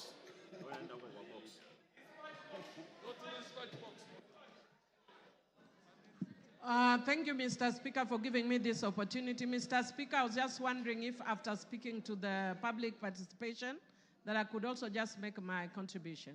You have 15 minutes within which you have to speak to all those. Okay, thank you, Mr. Speaker. Mr. Speaker, I'll try. Mr. Speaker, earlier on in the morning, I had tabled before the House. I am, is it vertically challenged? You are loud enough. Go on. Thank you, Mr. Speaker. Mr. Speaker, I was indicating that earlier in the morning I had presented a report of a public participation on the proposed removal from office by impeachment of His Excellency Rigathi Gachagua, EGH, the Deputy President of the Republic of Kenya. Honorable Speaker, this is following the notice of a special motion by Honorable Mwengi Mutuse and in line with Article 1182 of the Constitution. Mr. Speaker, consequently, the House Business Committee approved a public participation program across all 290 constituencies, and I present on behalf of the House Business Committee. Mr. Speaker, I'll speak to the issue of the legal framework of public participation, And Mr. Speaker, Article 10.2 of the Constitution provides for the participation of the people as one of the national values and principles of governance. Mr. Speaker, Article 118 of the Constitution requires Parliament to ensure public access and participation of the people in its affairs. I will not go to the details, and we can read it for ourselves because of time. Mr. Speaker, I wish to note on my own behalf that in quasi-judicial proceedings like this, public participation is not really necessary, even though the courts are pronounced that they are. In my view, they are not actually necessary in quasi-judicial processes like this, because, Mr. Speaker, it's almost like saying that the judiciary needs public participation in making their decision. Having said that, Mr. Speaker, I also want to speak to the issue of timelines. And, Mr. Speaker, Parliament has spoken very clearly on the issue of timelines under Standing Order 64.2. And in summary, Mr. Speaker, I would want to say, if you read the standing order, that there are very strict timelines for a process or a motion like this. And, Mr. Speaker, in setting the period, the National Assembly was guided by the need to preserve the overarching constitutional principle of acting without unreasonable delay. The special motion for removal from office by impeachment of the Deputy President was therefore processed in accordance with the timeline set out under Standing Order 64. Mr. Speaker, in buttressing the necessity for expedited consideration of special motions, previous speakers of the National Assembly of Kenya expressed themselves on the question of timelines for considering special motions by the House when the special motions were filed proposing the removal by impeachment of the then Cabinet Secretaries, Honorable Anne Waiguru, Honorable James Macharia, Honorable Kaimenyi, and more recently, Honorable Mithika Linturi. In all the foregoing instances, the Speaker emphasized the need to dispose of a special motion as soon as is practicable to remove the anxiety of hangman's noose from the neck of a state officer proposed for impeachment. Mr. Speaker, you have seen the level of anxiety that the Deputy President has undergone, and indeed when he was actually giving the press statement yesterday, he was almost in tears. And that is why the House hastens the process so that the emotional turmoil is lessened having gone through this process, Mr. Speaker. Mr. Speaker, the Clerk of the National Assembly published advertisements on the 2nd, 3rd, and 4th of October and invited written submissions via hand delivery, post, or email until the 5th of October 2024. Mr. Speaker, all these were also advertised on the 4th of October and extended to the 5th in each constituency. To assist in this exercise, a public view template was made available to the public in both English and Kiswahili to guide submissions. On the 3rd and 4th of October 2024, 40,000 copies of the public view templates were also circulated as newspaper pullouts. This template was designated to provide clarity and precision in responses, whether for or against the motion. Number 2, to supplement other means of public input. And 3, to ensure both qualitative and quantitative feedback was captured, which is actually as has been directed by the courts in the past. Mr. Speaker, I just want to indicate that many means were used, including radio, TVs, and other means to publicize this process, including Twitter, or formerly, currently X, or formerly Twitter, and Facebook pages. Mr. Speaker, the public was invited to submit views either in support or in opposition of the special motion or offer other views. Mr. Speaker, I wish to laud Kenyans for their growing consciousness on their civic rights and duties. Mr. Speaker, people participated in various ways, as was witnessed both on electronic and social media, Mr. Speaker. And Mr. Speaker, many Kenyans who are participated very expressively. Mr. Speaker, I think many of us saw people expressing their views in many ways, some of which I will explain later. However, Mr. Speaker, by the nature of newsmaking, we saw the areas where the views were expressive, but much less in the areas where the views were not that expressive. Mr. Speaker, if you look at the report, and I want to download the parliamentary team, they have even captured photos of members of the public giving their views in constituencies very peacefully.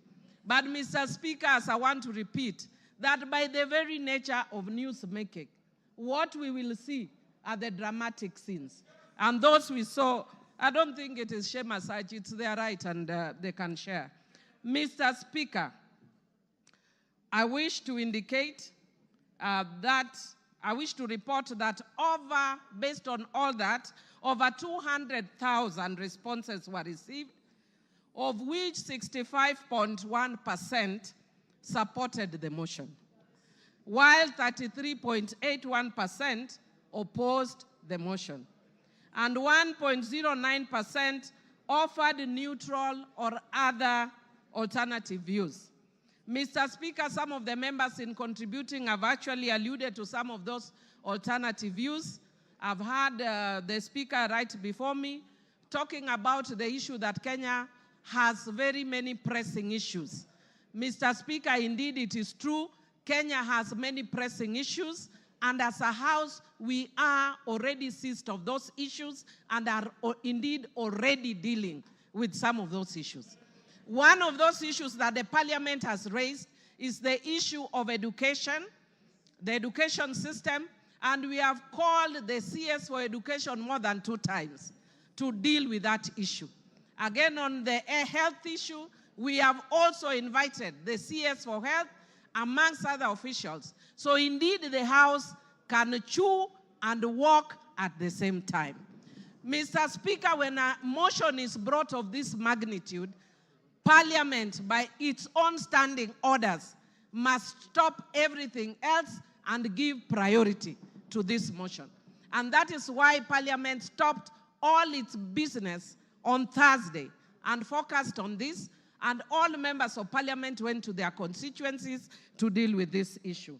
Mr. Speaker, I wish to indicate that given that this is a very special public participation process, a first of its kind, Mr. Speaker, since the Constitution was promulgated, there were some challenges, but which did not affect the overall product of public participation. Mr. Speaker, some of those challenges were as follows. Mr. Speaker, there was political interference at public forums such as Bomas of Kenya and Murang'a. Mr. Speaker, there was violent disruptions in areas like Olkalau, Kipipiri, and Nyeri Town. Mr. Speaker,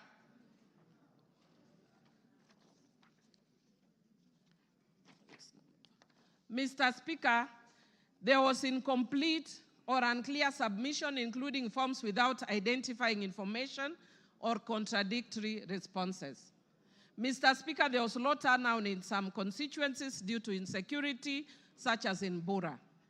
Mr. Speaker, public expectation for monetary compensation for participation was also experienced.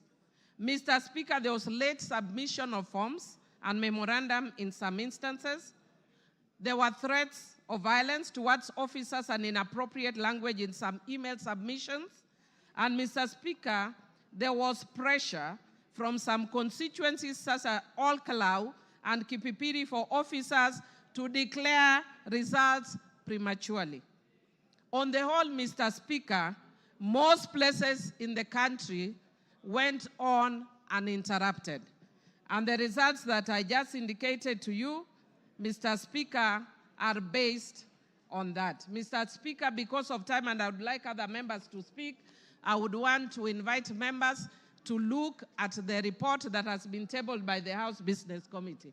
Mr. Speaker, I'll just speak very briefly on my own account.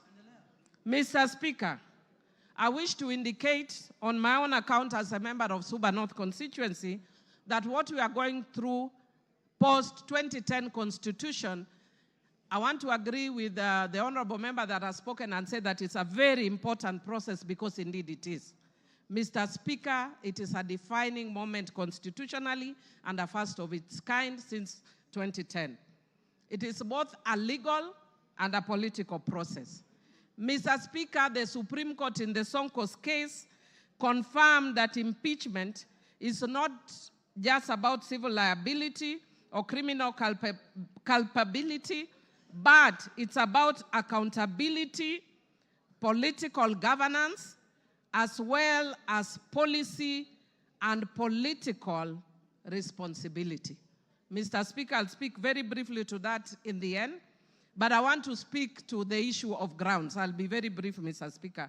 Mr. Speaker, there are 3 grounds that have been given under Article 150 of the Constitution. Mr. Speaker, I want to speak to the issue, the 3rd ground, which is gross misconduct. Mr. Speaker, I have actually looked at the Constitution and there is no definition of gross misconduct. I have looked at our laws and there is no definition of gross misconduct. Mr. Speaker, Black's Law Dictionary defines gross misconduct as a dereliction of duty, unlawful or improper behavior. Mr. Speaker, on that account alone, virtually every ground that has been stipulated here would amount to gross misconduct. Mr. Speaker, speaking as a governance expert, perhaps it's one of the areas we may want to change in future in the Constitution. Because I was saddened when Nancy Baraza was removed from office for just touching somebody's nose only. Even pinching, yeah? Touching somebody's nose. So, Mr. Speaker, what I would like to say, Mr. Speaker, is based on these grounds, it is easy to impeach. Mr. Speaker, if you just had me 1 minute, please. Mr. Speaker. Okay, you have 1.5. Thank you, Mr. Speaker.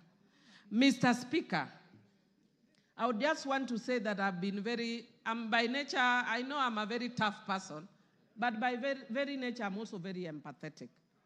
And I've been sympathizing a lot with the Deputy Speaker, especially, Deputy President, sorry, especially when he prays, because I'm also a prayerful person. But Mr. Speaker, I would want the Deputy Speaker to learn from this. Deputy President. Sorry, Deputy President. Sorry, I don't know why I keep going to Honorable Gladys. Mr. Speaker, in my book, which I've just released, Rego Beregt, Principle 9, the power of words, taming the tongue. Mr.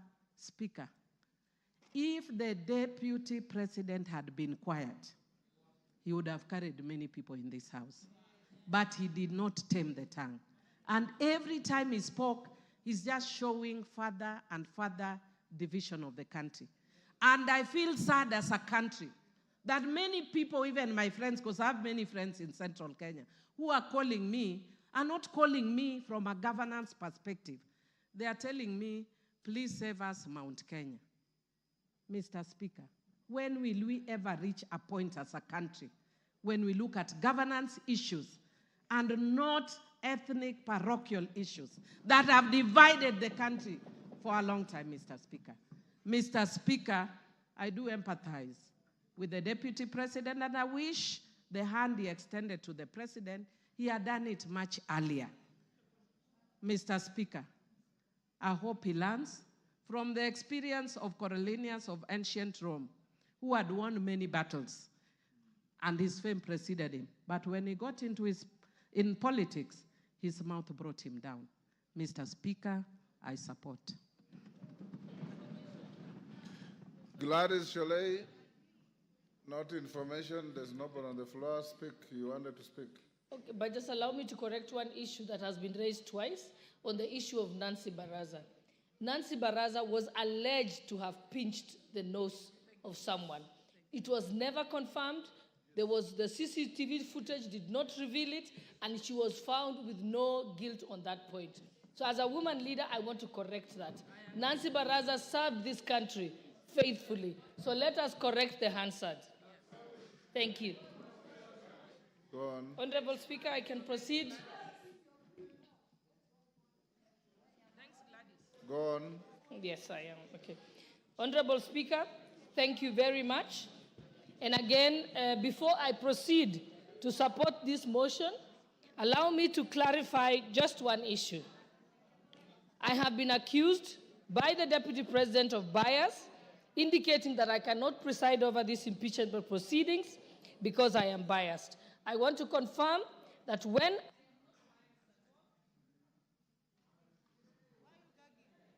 Okay, thank you.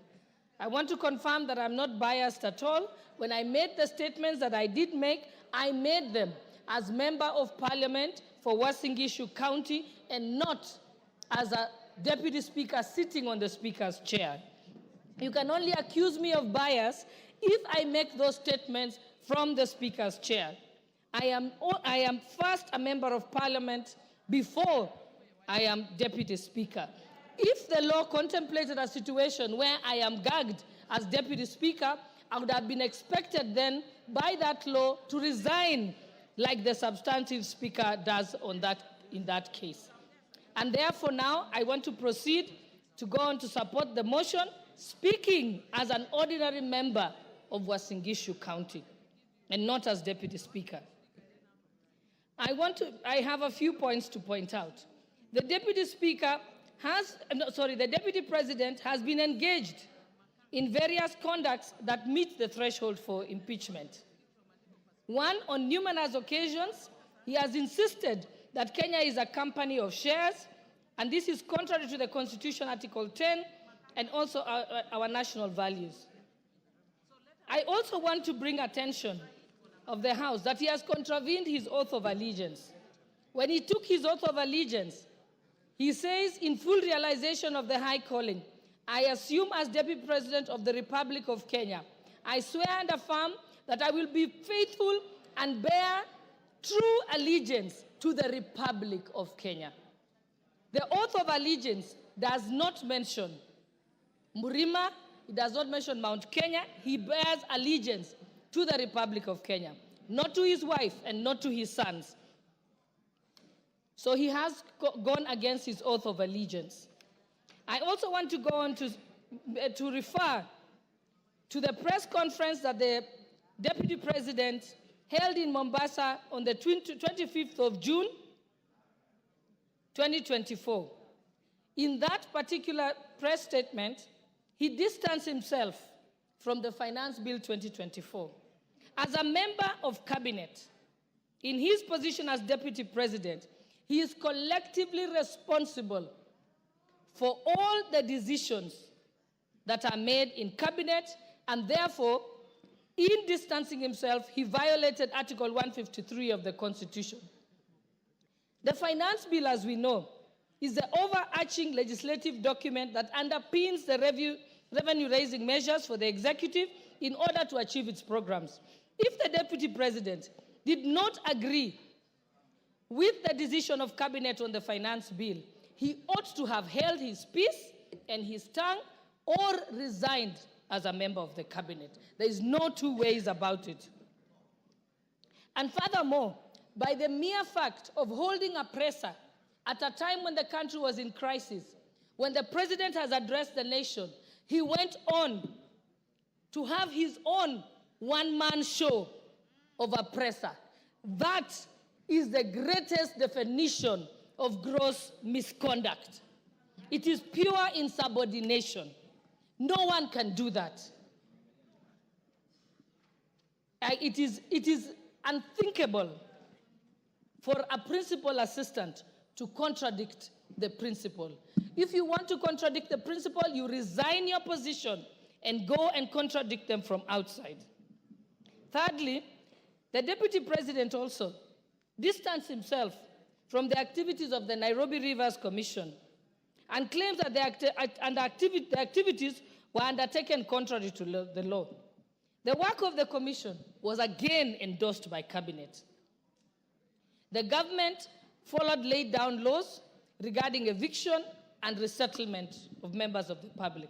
The Deputy President knows that this has been a crisis in this country and in contravention of the laws by having people living by the riparian zone. And in this year, people had actually died. And in order to prevent further deaths in future, Cabinet in its wisdom decided to relocate the members of the public. And again, he again failed to take collective responsibility with Cabinet, did not resign, but went on to countermand the decisions that had been made in Cabinet. Furthermore, he has taken an oath of secrecy and therefore cannot publicly divulge what was decided in Cabinet. Again, there he has contravened the law. 4, during the press conference in Mombasa on the 25th of June 2024, the Deputy President accused the Director General of NIS of providing faulty intelligence and firing some senior officers. As a state officer, and most importantly, as a member of the National Security Council, under Article 240, the members of the National Security Council, at Clause 2B, the Deputy President is a member. He then cannot discuss intelligence briefs that come to his knowledge during the proceedings of the National Security Council. Again, with that, he has gone against the Official Secrets Act and his oath of secrecy. And even if he had any reservations, he has opportunity as a member of the National Security Council to raise it at the Security Council proceedings and even to raise it to the President in person, but not to come as if he's an ordinary citizen who is in the opposition and then speak about it in public. That is wrong. In fact, it is juvenile. It reveals him as a person who is unhinged and cannot control their tongue. 5, during the rally in Githurai, Nairobi, which was presided over by the Deputy President, with some members of Parliament present, he was involved in leading chants that said, Ruto must go.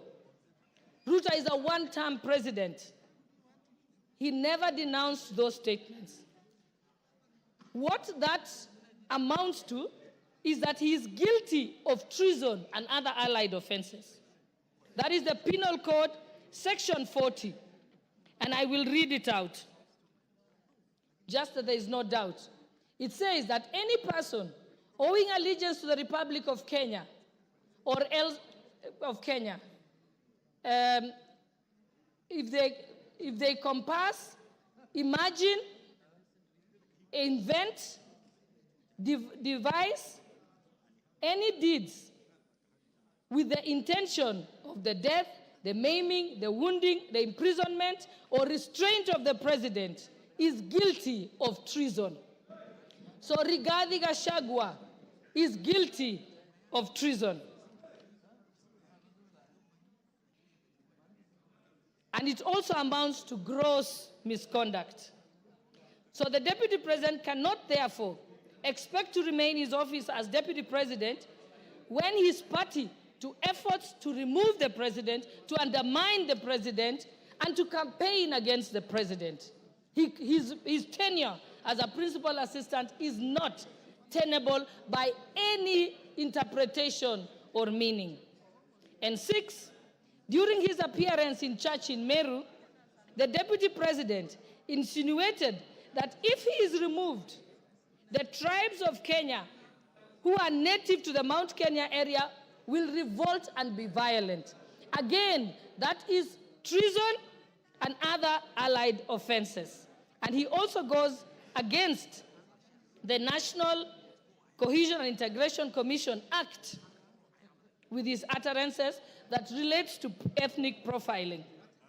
And even as yesterday, if I had any doubt in my mind that Rigathi Gachagua must be impeached and removed from office as Deputy President of the Republic of Kenya, he made it very, very clear yesterday. Yesterday, he went on to disclose details of the Kenya Kwanza pre-election pact. This is contrary to non-disclosure agreements that were signed by parties. And without any due regard to these non-disclosure clauses, and without seeking consensus from other principals who are party to those pacts, he went on to sing like a parrot on national television. That is unbecoming behavior of a person who holds an office as high as that of the Deputy President of. For being courageous, for being focused, and I'm sure in honor of the history of this country, Mr. Speaker, and the history of the 13th Parliament, Mr. Mutuse, you will be appreciated. Mr. Speaker, having said that, I've also gone through this impeachment clauses, Mr. Speaker. The 11 clauses, Mr. Speaker, are cogent, are rich in evidence, Mr. Speaker, and clearly demonstrate the actions, the omissions, the commissions of the Deputy President. Mr. Speaker, I've had an opportunity to reflect, because there's one thing that the DP has been using, that is a truthful man. I went back to the ironic definition, how a truthful man is supposed to be described in the Bible, in the Quran, in the civil society, Mr. Speaker. And in those definitions, Mr. Speaker, I have missed an iota of resemblance on anything that I can associate with those actions and the activities of the Deputy President, Mr. Speaker. Mr. Speaker, these clauses, we are a member of Parliament. We as members of Parliament, Mr. Speaker, our work is to protect the Constitution. Our work is to oversight, and our work is to do one of these things that have been demanded today by this impeachment, Mr. Speaker. Mr. Speaker, in all these clauses, the common denominator is the DP has abused his office through corruption, through tender-preneuring, through disparaging and disobeying his boss, through undermining devolution, and Mr. Speaker, equally also by being a threat to our sovereignty. Mr. Speaker, this country is a collection of many nation states. The Kikuyu nation, the Somali nation, the Luya nation, and this is what we are proud of, Mr. Speaker, and this is what constitutes the sovereign Republic of Kenya, Mr. Speaker. Mr. Speaker, the other day, and I want to repeat this, and you will excuse me for saying this country has a very rich history. In 1982, one gallant son from northern Kenya called Gerald Mahmoud saved Kenyans from militarism, and I think we all appreciate it. He's still alive. Mr. Speaker, in 2007, another general by the name General Muhammad Ali saved the Kenyans from the effects of the socio-political turmoil of 2007. And Mr. Speaker, the post-election violence. In 2024, another son from that region, Nurdin, has also saved this country from the effects and activities of Rigathi and his cohorts, Mr. Speaker. Mr. Speaker, that doesn't take away the contributions of many other Kenyans.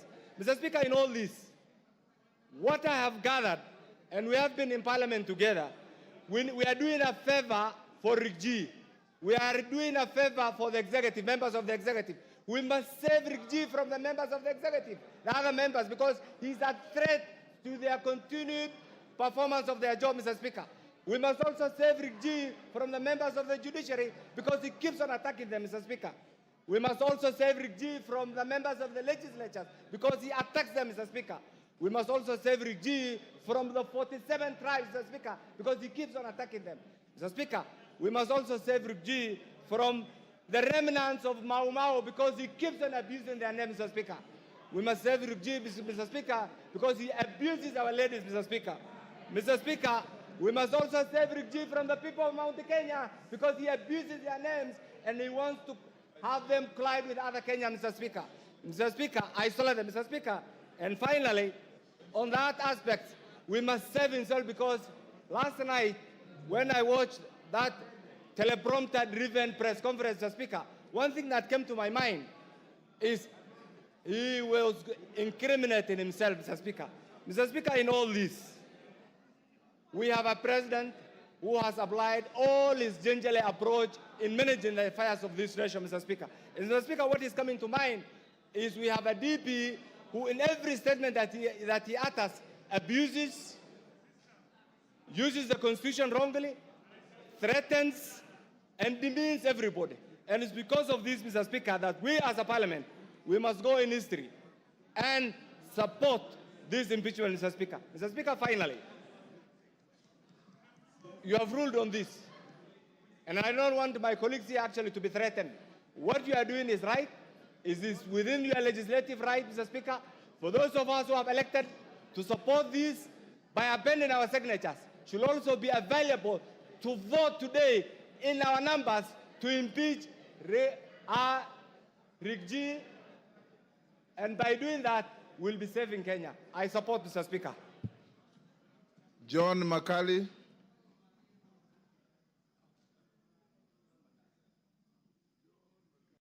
John Makali. Give me the mic. For the opportunity you've granted me to also weigh in on this motion. Honorable Speaker, we are facing a constitutional moment where our constitution is being tested. At the outset, let me state that I have nothing as against the Deputy President or where he comes from. But Honorable Speaker, the Deputy President is not an ordinary person. The Deputy President is actually the second in command in our nation. Before he assumes office, Article 74 of the Constitution requires him to take an oath of office. And Honorable Speaker, I've looked at the oath of office of the Deputy President. It requires him to be faithful to the Republic, to give counsel and advice to the President without fear or favor. Equally, the Deputy President is a ranking state officer, and Article 74 of the Constitution requires, Article 75 of the Constitution requires that in the conduct of a state officer, he needs to bring honor and dignity to the office he holds. Honorable Speaker, looking at the grounds that have been availed, I want to state here categorically, Honorable Speaker, that the Deputy President has violated the Constitution and his oath of office. Why do I say that, Honorable Speaker? One, the Constitution of Kenya, which the people of Kenya gave to themselves, requires that Kenya is a unitary state, regardless of the regions it has. Equally, Article 10 of the Constitution puts national unity, patriotism, as a key component of our national values in the discharge of our duties. Several other times, and I want to speak to this very clearly, Honorable Speaker, when the Deputy President, the truthful man he says he is, attended a church service in Bungoma, and we actually requested that we had several other problems which needed to be handled, specifically blocked road programs, employment opportunities. The Deputy President, the truthful man that he is, told us on our faces that according to the votes which we got, whatever we had gotten was enough and we had no duty to keep on asking for more projects. That is the Deputy President who is supposed to be the principal assistant to the President and who is supposed to portray national unity. Equally, Honorable Speaker, the Deputy President yesterday clearly said that the government that we have now, the Kenya Kwanza government, is a government of shareholders. Because he said the government was formed because of shareholding agreements. Once you become a Deputy President, you are the face of national unity. He cannot really keep invoking the promises which were made, the agreements which were made prior to the government being formed. What will happen to those other countries, other areas which are not part and parcel of those particular agreements that were alleged to have been made? Equally, Honorable Speaker, the Deputy President has committed an offense or is reasonably expected to have committed an offense. When he was asked in his visits which he makes throughout the country. He stated that he visited Keyo Marakwet, he visited other parts of the country, and he has been given animals. And those animals, he has kept them at his home, and he now has a herd. Article 76 of the Constitution clearly indicates that when you receive a gift or a donation, you are supposed to donate it back to the Republic. You don't keep it up as your reward at home. So looking at this, Honorable Speaker, the Deputy President of the Republic of Kenya has committed a corruption offense for which he needs to go home. Honorable Speaker, the Deputy President of the Republic of Kenya is supposed to be above board. He is supposed to be the number 2 citizen who needs to preach national unity.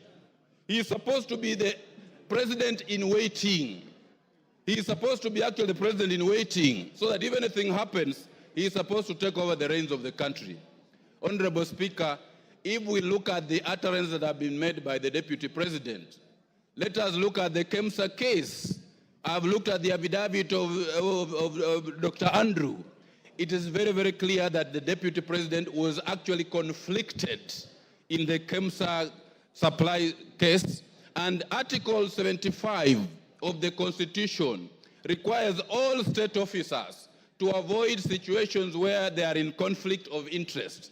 And in leading this, the Deputy President should be at the forefront of avoiding situations where he falls in a situation where there's a conflict of interest.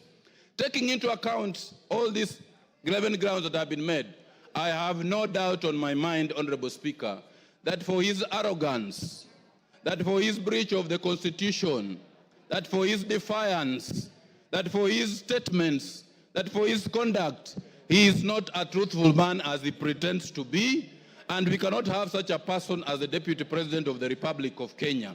It is high time, Honorable Speaker, that we now seize the dragon of tribalism, we now seize the dragon of ethnicity, we now seize the dragon of regionalism and slay it and get our nation moving forward.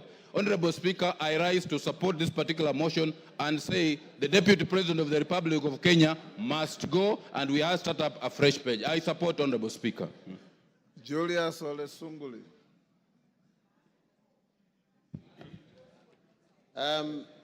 Mr. Speaker, I come from an older period, being a member of KANU, and having served in the KANU government.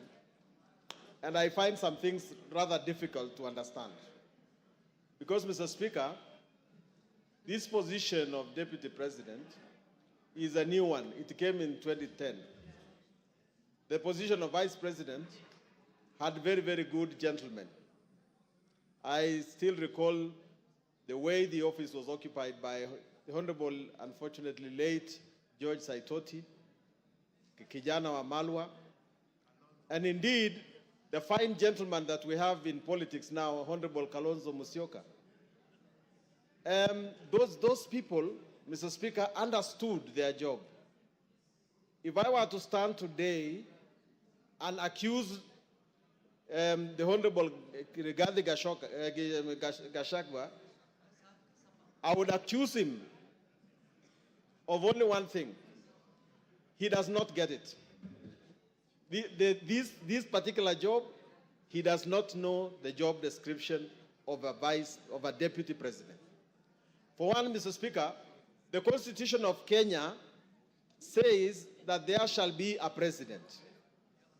And then that president will be assisted by a deputy president. Now, assisted by a deputy president. That means, Mr. Speaker, that our Constitution foresees a situation where we have one driver and one makanga. And one is not trying to do the job of the other. Now, how did we get into a situation, Mr. Speaker, where we now have two bosses in the country? We have the president who is the boss, and we have the deputy president who says he's also the boss. Now, if there is something that we have to do in this house is to resolve that dispute. The country cannot run when we have... Give Wamchomba the mic. Yes, Mheshimiwa. Mr. Speaker, I rise on a point of order to just ask whether the word makanga is parliamentary. I just need a clarification. The word makanga, whether it is parliamentary language. Is the member in order to use that kind of language today? Honorable Wamchomba. Order. Yes, Millie. Yes, Millie. I don't know if Honorable Sunkuli has allowed me to inform you. Yes, Mr. Speaker, I just wanted to inform Honorable Sunkuli that you can use those words so long as you put in inverted commas, because you are reporting.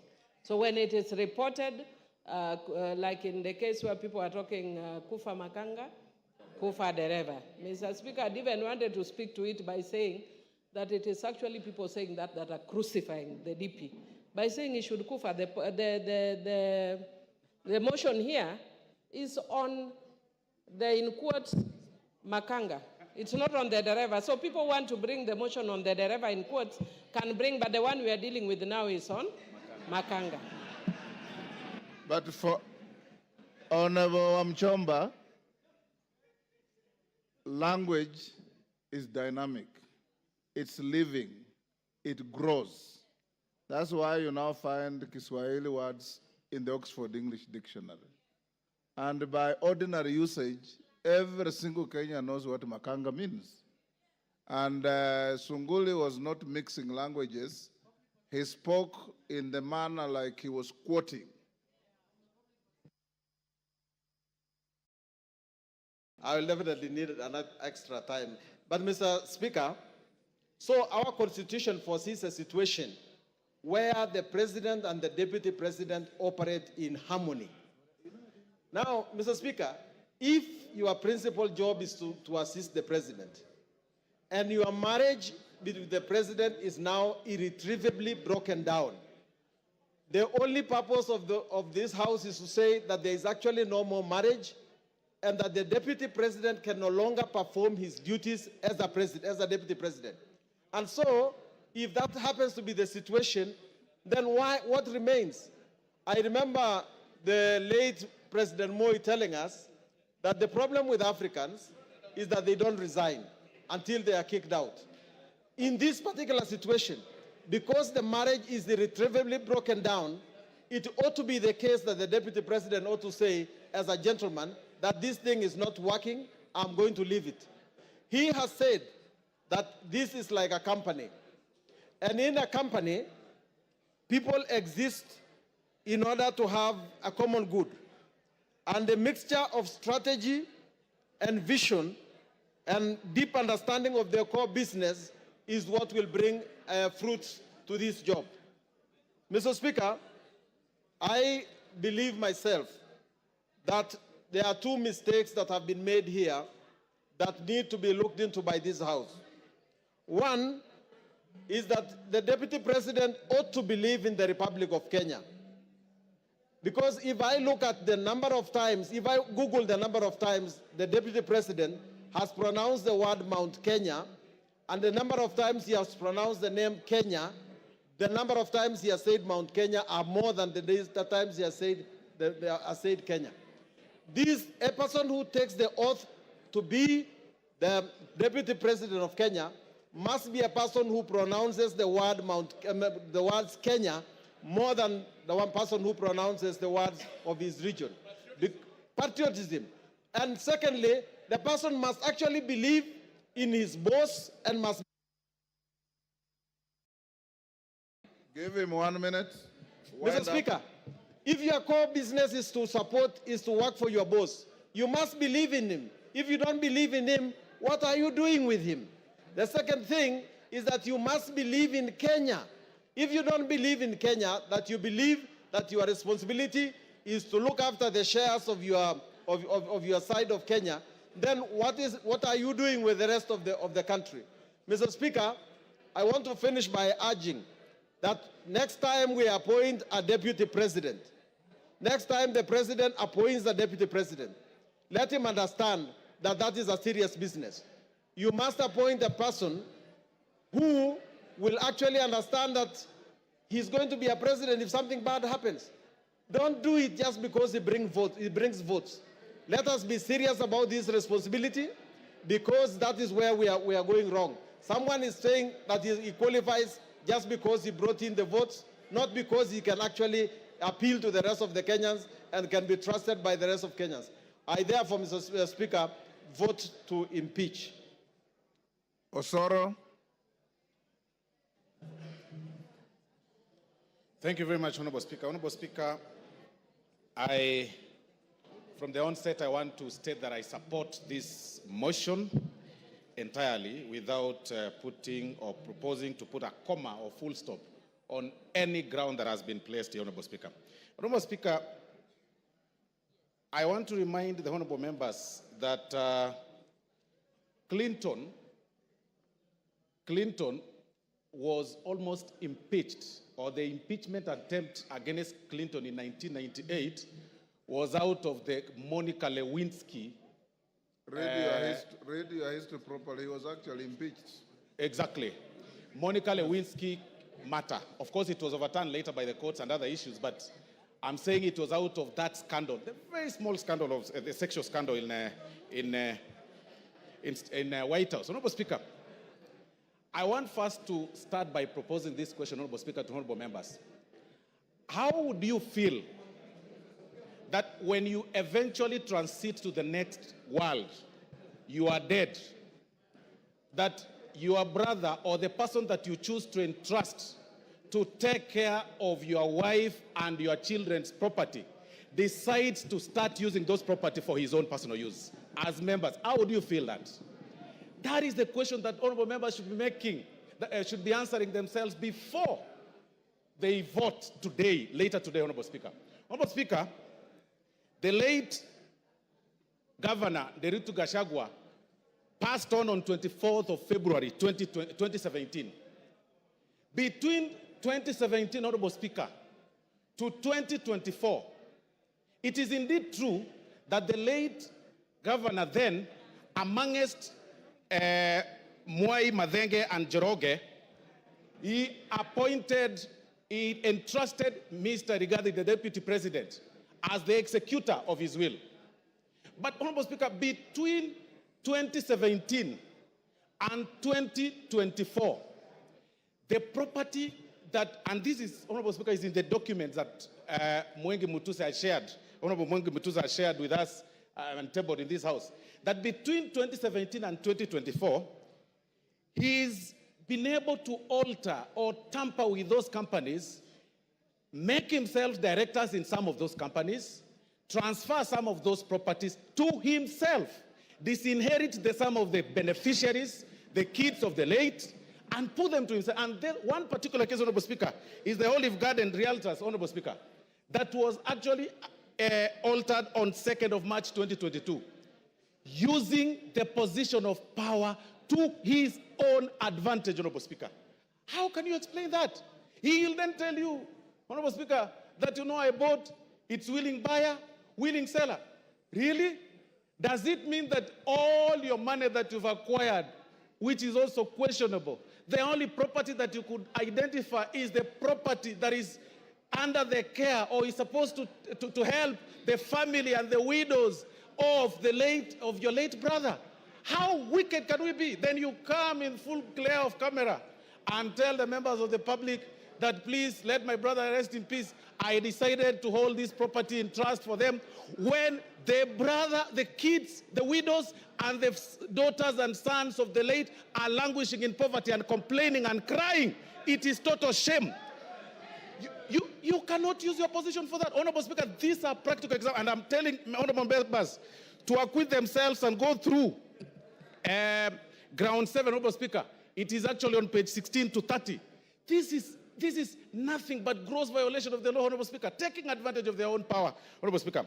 Honorable Speaker, and you know, even to prove that, you will realize that those companies, by the time the companies were some of them were being registered, the new ones, and the time the transfer of these properties were taking place, Honorable Speaker, the whole thing is actually contemporaneous. You need not to be a rocket scientist to know that clearly this is fraud and this is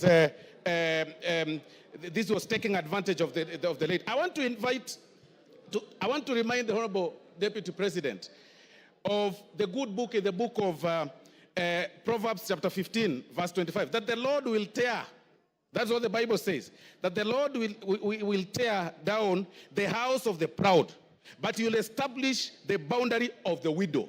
That is why we are here today. If there is no other reason that has brought us here, Honorable Speaker, it is to protect the family that is being disinherited of their property under coercion, blackmail, and threats. If there is no other reason, Honorable Speaker. And that is why, Honorable Speaker, even it's actually biblical again. In the good book, Honorable Speaker, of the book of Exodus 22:22, that do not take advantage of the widow, do not take advantage of the fatherless. If you do, and they cry to me, I will certainly hear their cry. And my anger will be aroused, and I will kill you with the sword. Today, we are using the sword, today here, to protect, and it is biblical, it is religious. Today, we are using the sword to impeach you, just to protect the children that are suffering, that you threatened, that you blackmailed, that you told that if you dare speak or utter a word, I am the Deputy President of Kenya, elected by 7.2 million people. I will finish you. Finish who? We will finish you today in this floor of the House. Honorable Speaker, I mean, there is nothing more for me, Honorable Speaker, on this matter. There is nothing more than cabinalism. I mean, really, like you are left under the care of the properties of your brother. Then you take them to your advantage. Your immediate brother. Then on TV you tell us that, you know, in the will, my brother gave me, and then he gave my wife, then he gave my sons. What about his children? What about his widows? What about his sons? What about, how proudly can you say that you are only enjoying the property of your brother? For that reason alone, Honorable Speaker, we say Gachagua must go. If there is no other reason, today, Gachagua must go. Honorable Speaker, I relate this case with the case of, I relate this matter, Honorable Speaker, with the Spelunchian explorers case, Honorable Speaker, where the members... Yes, Kipchumba. Timothy Kipchumba. Honorable Speaker, I rise pursuant to Standing Order number 91 on the issue of statement of facts. Honorable Speaker, is it in order for the Honorable Soro to claim that the Honorable Rigathi Gachagua disinherited the wife of the late brother? Honorable Speaker, can he table the facts before this House that he disinherited? Honorable Kipchumba. Order, Osoro. Honorable Kipchumba. Those are the facts that the move of the motion placed on the table. It appears you probably were not in the House then. Finish up, Osoro. Honorable Speaker, I'll refer the Honorable Member to pages 16 to 30 of this very motion that was tabled in this House, Honorable Speaker. And these are facts. And I've also said that, Honorable Speaker, on this particular matter, the threshold is on the 2/3, and we're also working on the balance of probability. We are looking at this matter on how the facts relate or place themselves on the table from the transfer of the properties and also the registration of the companies. I mean, it is clear, the facts are contemporaneous. Nobody, unless you don't need to be a rocket scientist to identify this whole thing, Honorable Speaker. And that is why, Honorable Speaker, for this reason, for this very reason, Honorable Speaker, I want to say that I support the impeachment. Please, let's make it early. Even if it is 6, Rigathi Gachagua must go. TJ Kajwang will be the last for the morning. Mr. Speaker, just confirm to me that I can see that there is 1 minute to the hour. Thank you very much. Mr. Speaker, I rise for a very simple reason, that if there is any member who came in this chamber believing that we or the members are going to impeach the Deputy President without reason, they can listen to us and we can give them the reasons why we stand noonday to make this presentation. First of all,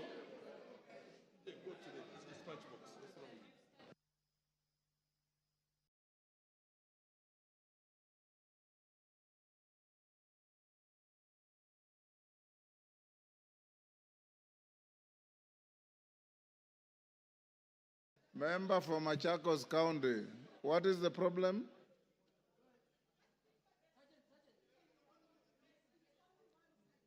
What about the dissenting voices, Shuan?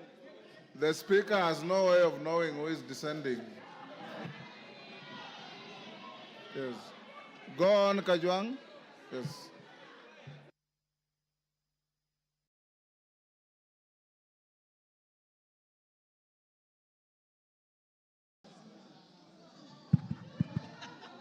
Yes, Ngusia, what is the problem? Mr. Speaker, TJ Kajwang, 1 minute. I have come to make a very small presentation as the member of Ruaraka. First of all, having seen that the motion has been signed by 291 members, this House, single constituencies are 290. If 291 have signed and will vote, Gachagua must go. Number two, we have not come here to vilify anybody. We have come here with facts, we have come here with evidence, and we have come here with the law.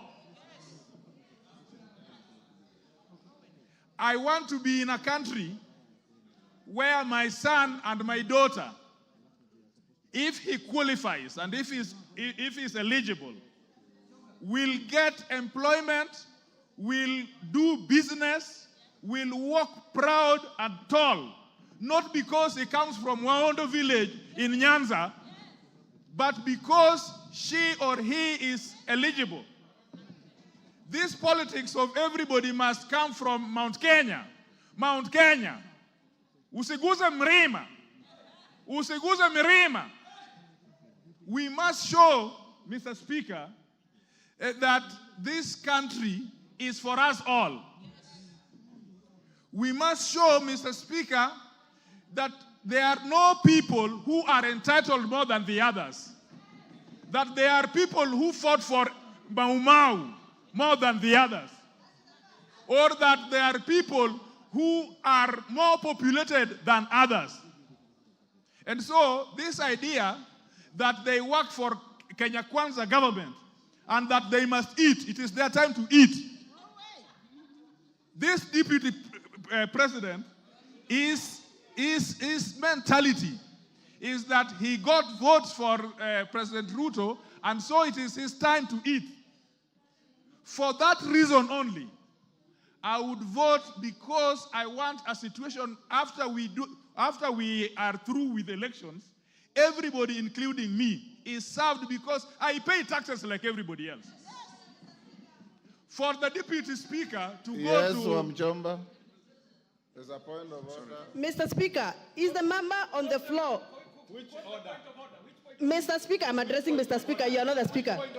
I am addressing Mr. Speaker. Stop heckling.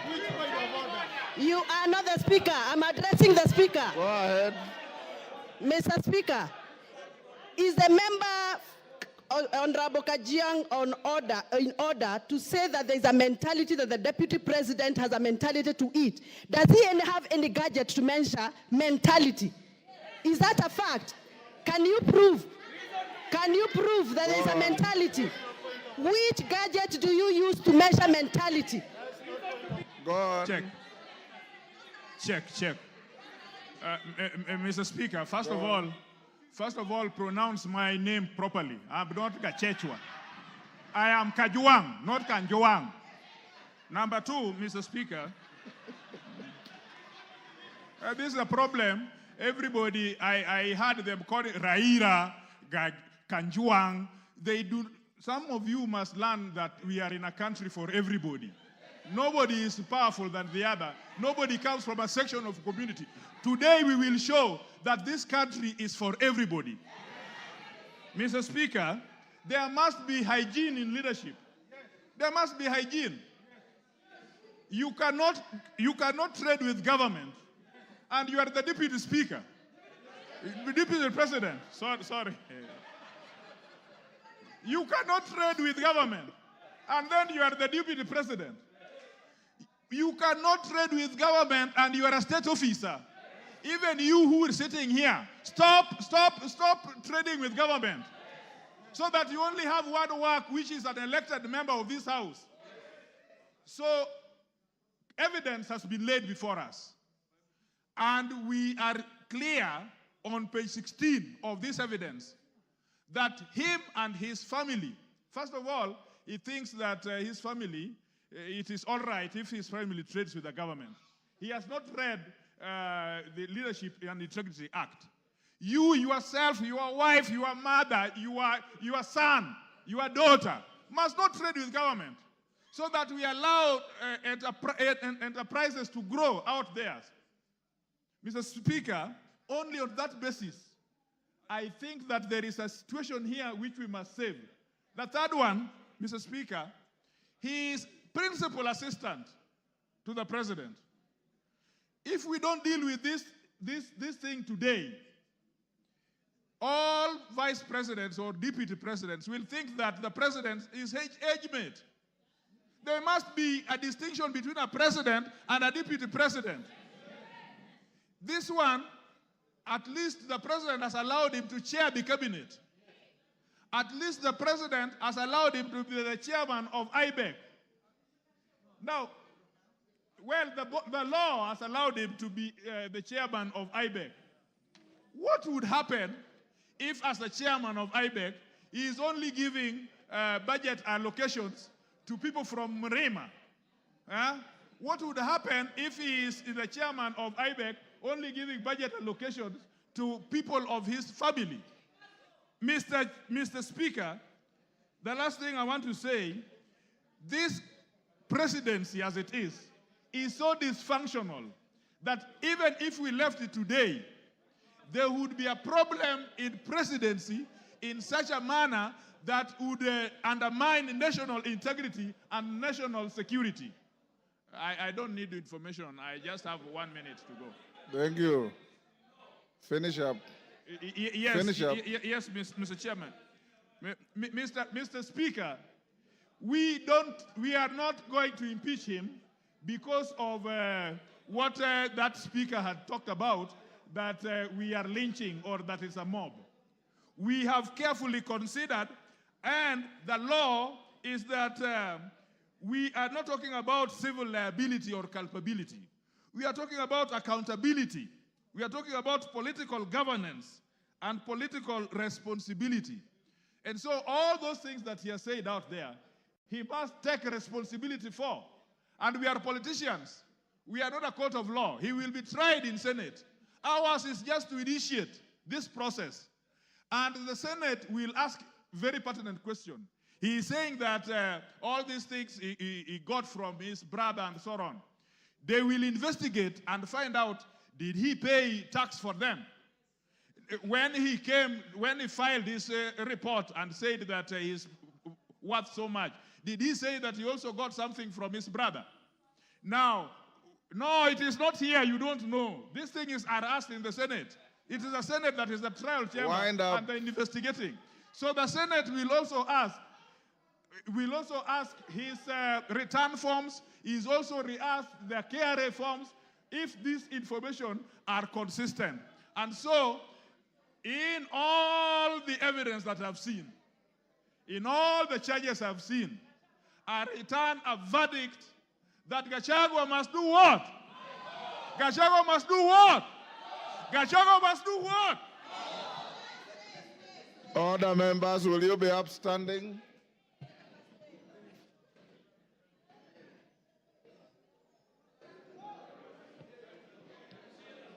Order, honorable members. It is now 1:09.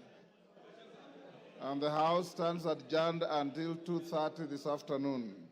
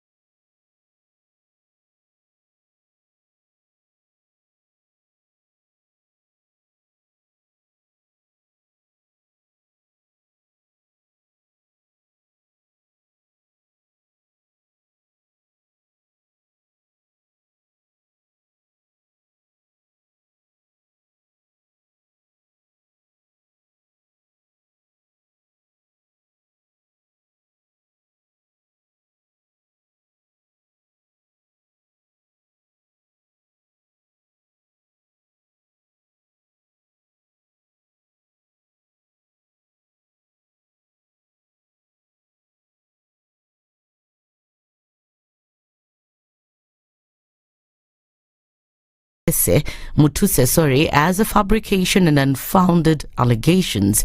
During a press conference, Gachagua denied accusations of corruption and fraudulent property acquisition, stating that he would defend himself before the National Assembly. The Deputy President described the claims as outrageous and baseless propaganda intended to tarnish his reputation and remove him from office. And I want to confirm to the honorable members and the Speaker and the people of Kenya that I'll avail myself at that time and prosecute my defense for 2 hours. And I trust the honorable members will be kind enough to allow me to respond in silence.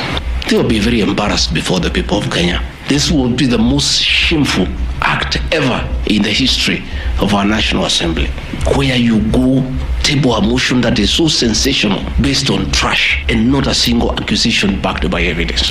He specifically denied allegations that several properties mentioned in the impeachment motion were obtained through corrupt means, stating that the majority of the assets belonged to his late brother James Nderitu Gachagua, who died in 2017.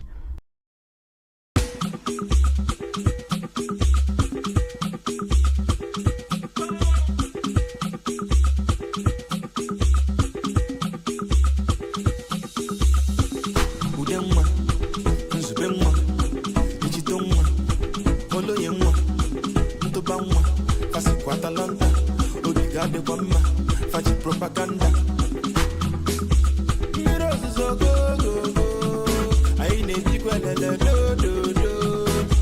Came and cause make money about the senior man and love must go shut down the memo. So listen, make him as if an enemy. I sing a colaman. Up on the edge, you're gonna go. I sing a colaman. I know more for more well if an enemy. I sing a colaman. Up on the edge, you're gonna go. I sing a colaman. You're too cool, you can't have that. I sing a colaman. Up on the edge, you're gonna go. I sing a colaman. I know more you don't want if an enemy. I sing a colaman. Up on the edge, you're gonna go. If I know how oh, you go, oh, by the way, oh, by the way, oh, you gotta go, oh, how about, oh, never go, oh, never go, fan, never go, we play the show, a man had a matcha, we dey walk with the ball, a man a caraka, anytime we show, a ball of the number, also, one, so no, my one, no, not in a button. Mirrors is so go, I need equal, came and cause make money about the senior man and the Moscow shut down the memo. So listen, me as if an enemy. I sing a colaman. Up on the edge, you're gonna go. I sing a colaman. I know more for more well if an enemy. I sing a colaman. Up on the edge, you're gonna go. I sing a colaman. When you go, you can't have a fedele. I sing a colaman. Up on the edge, you're gonna go. I sing a colaman. I know more you don't want if an enemy. I sing a colaman. Up on the edge, you're gonna go. I know oh, you go, oh, by the way, oh, you gotta go, oh, how about, oh, never go, oh, never go, fan, never go,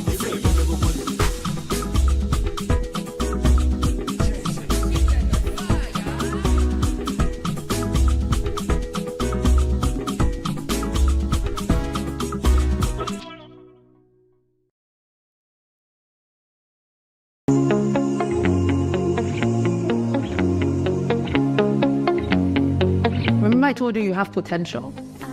We didn't make mistakes by selecting you. You have a spark. There is something about you that can literally change this continent. So stay confident. Wake up every morning, square your shoulders, look in the mirror. I got this. Because you do. Stay confident, be calculated, connect, and concentrate. Welcome to ALU.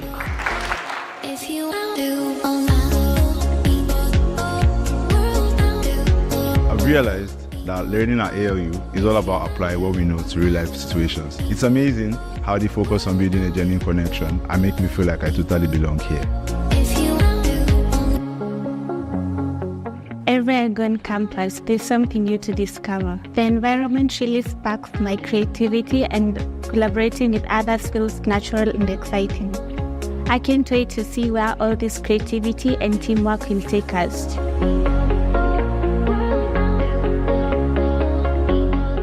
One thing that has really stood out to me is that collaboration is right at the forefront here at ALU. I think when I got here, I was so overwhelmed by the sheer diversity of people, but I know that I will be able to learn so much from them. And honestly, I'm thrilled to see where I will be in the next few years. I am already feeling inspired to think outside the box, and it really pushes us to solve real world problems creatively, and I can see how it's shaping me into a future leader.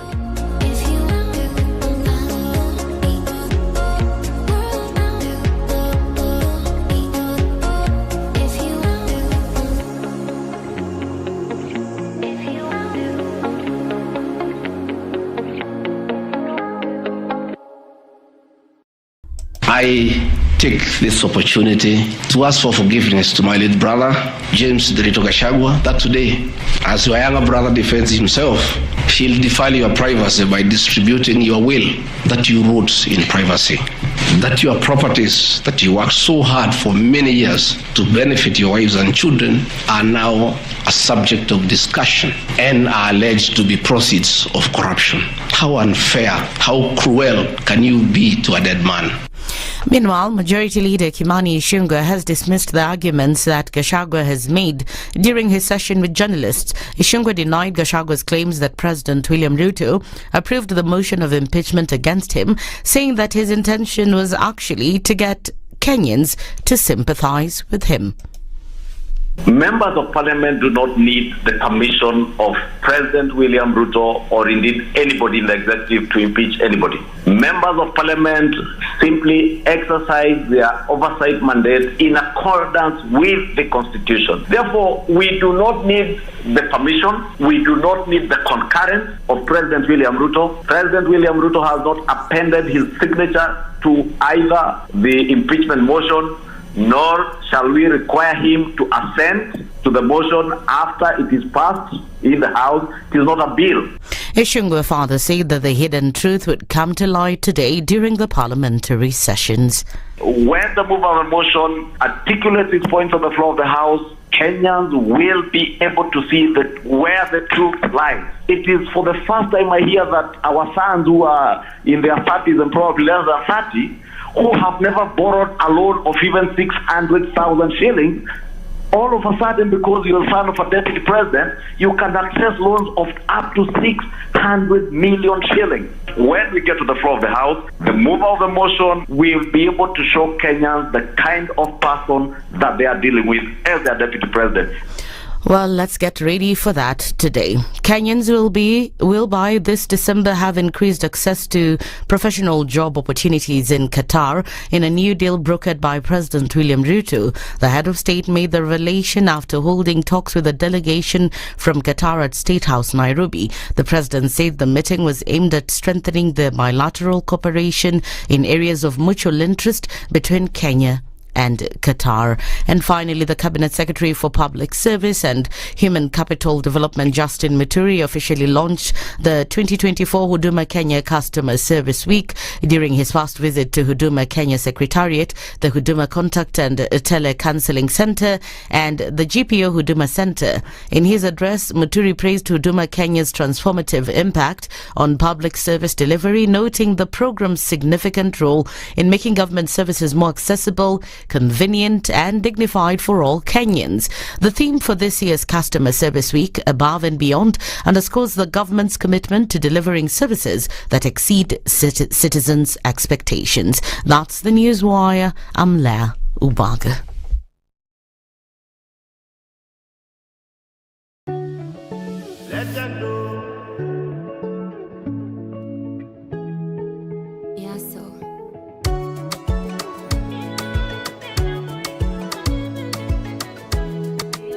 If you tell me make I cook, I fit to cook. If you tell me make I clean, I fit to do. But I know fit that for love. You say I me get the power to change you. But I know fit Jesus how I want save you. I know fit that for love. I know fit that, no, no, no, no, no. Yeah, no, no, no, no, no. I know fit that, no, no, no, no, no. For your love. And I know fit that, no, no, no, no, no. Yeah, no, no, no, no, no.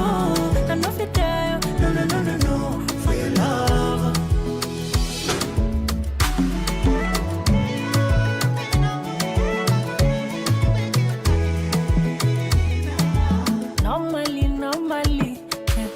Any form of rubbish, I know they take. But you know love is calagon. Down to the barest minimum. See, I don't collect. So if I leave, then you lose, oh, He go do you like film later. It will haunt you forever. Then you lose, oh, He go clear for your eye later. It will haunt you forever.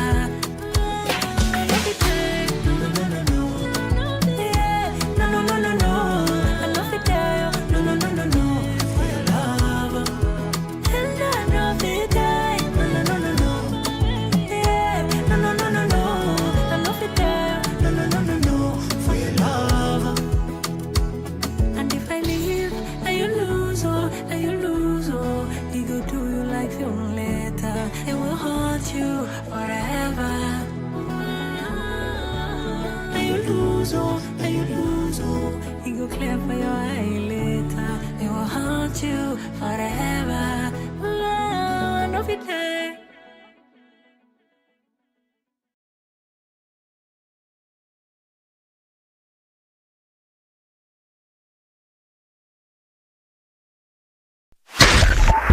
.5 Spice FM, Kisumu. The following takes place from 6 a.m. to 10 a.m. every weekday on Spice FM. If you go out of this country and come back the same person, then you have a problem. Buy land, 1 million. Put it there for 5 years. What's the purpose? It'll have increased in value. No, that's the thing. That's darkness. That's an eclipse. You don't do that. I hope you don't believe that hustler is a poor person or that all hustlers are poor. I've seen that conversation. Tell us, who is a hustler? Who's a hustler? Hustler is a person who is making a living through hard work. Corruption in Kenya is a political accusation. The people who are actually corrupt are not pointed fingers at. Kenya is not free. Kenya imeshikwa na mateka. It's under siege. Have you seen that lodge on Nyerere Road? Very high fence. You can't even windows sleep inside. Up near the ceiling. Yes. And if you walk there at midnight, you see bats the size of cows. And when it rains, it doesn't rain on that building. Yes. When you're at All Saints and it's raining, it doesn't rain on that building. The things people will believe. Where? The Situation Room, Kenya's biggest conversation. Waliletea fujo Moi mpaka wakapata cooperation. Wakakuja wakasumbua Kibaki mpaka wakachukua nusu mkate. Wamekuja wakazungusha Uhuru hapo mpaka wakaenda na handshake, program yetu ikapotea, BBI ikaendelea, tukazama, tukaingia kwa madeni. Sasa mimi nimewaambia, hii serikali hii, mimi nawaambia hii serikali ni ya mahasla. Hakuna nusu mkate, hakuna handshake, hakuna hiyo borojo. Jana nimeona wale mzee akisema had not be coerced or intimidated to joining our government. Wewe mzee sikia. We have no business within our government. Hatuna haja na hatugojei wewe. We are not looking for you and we have no time. Stop saying that people can force you to come to this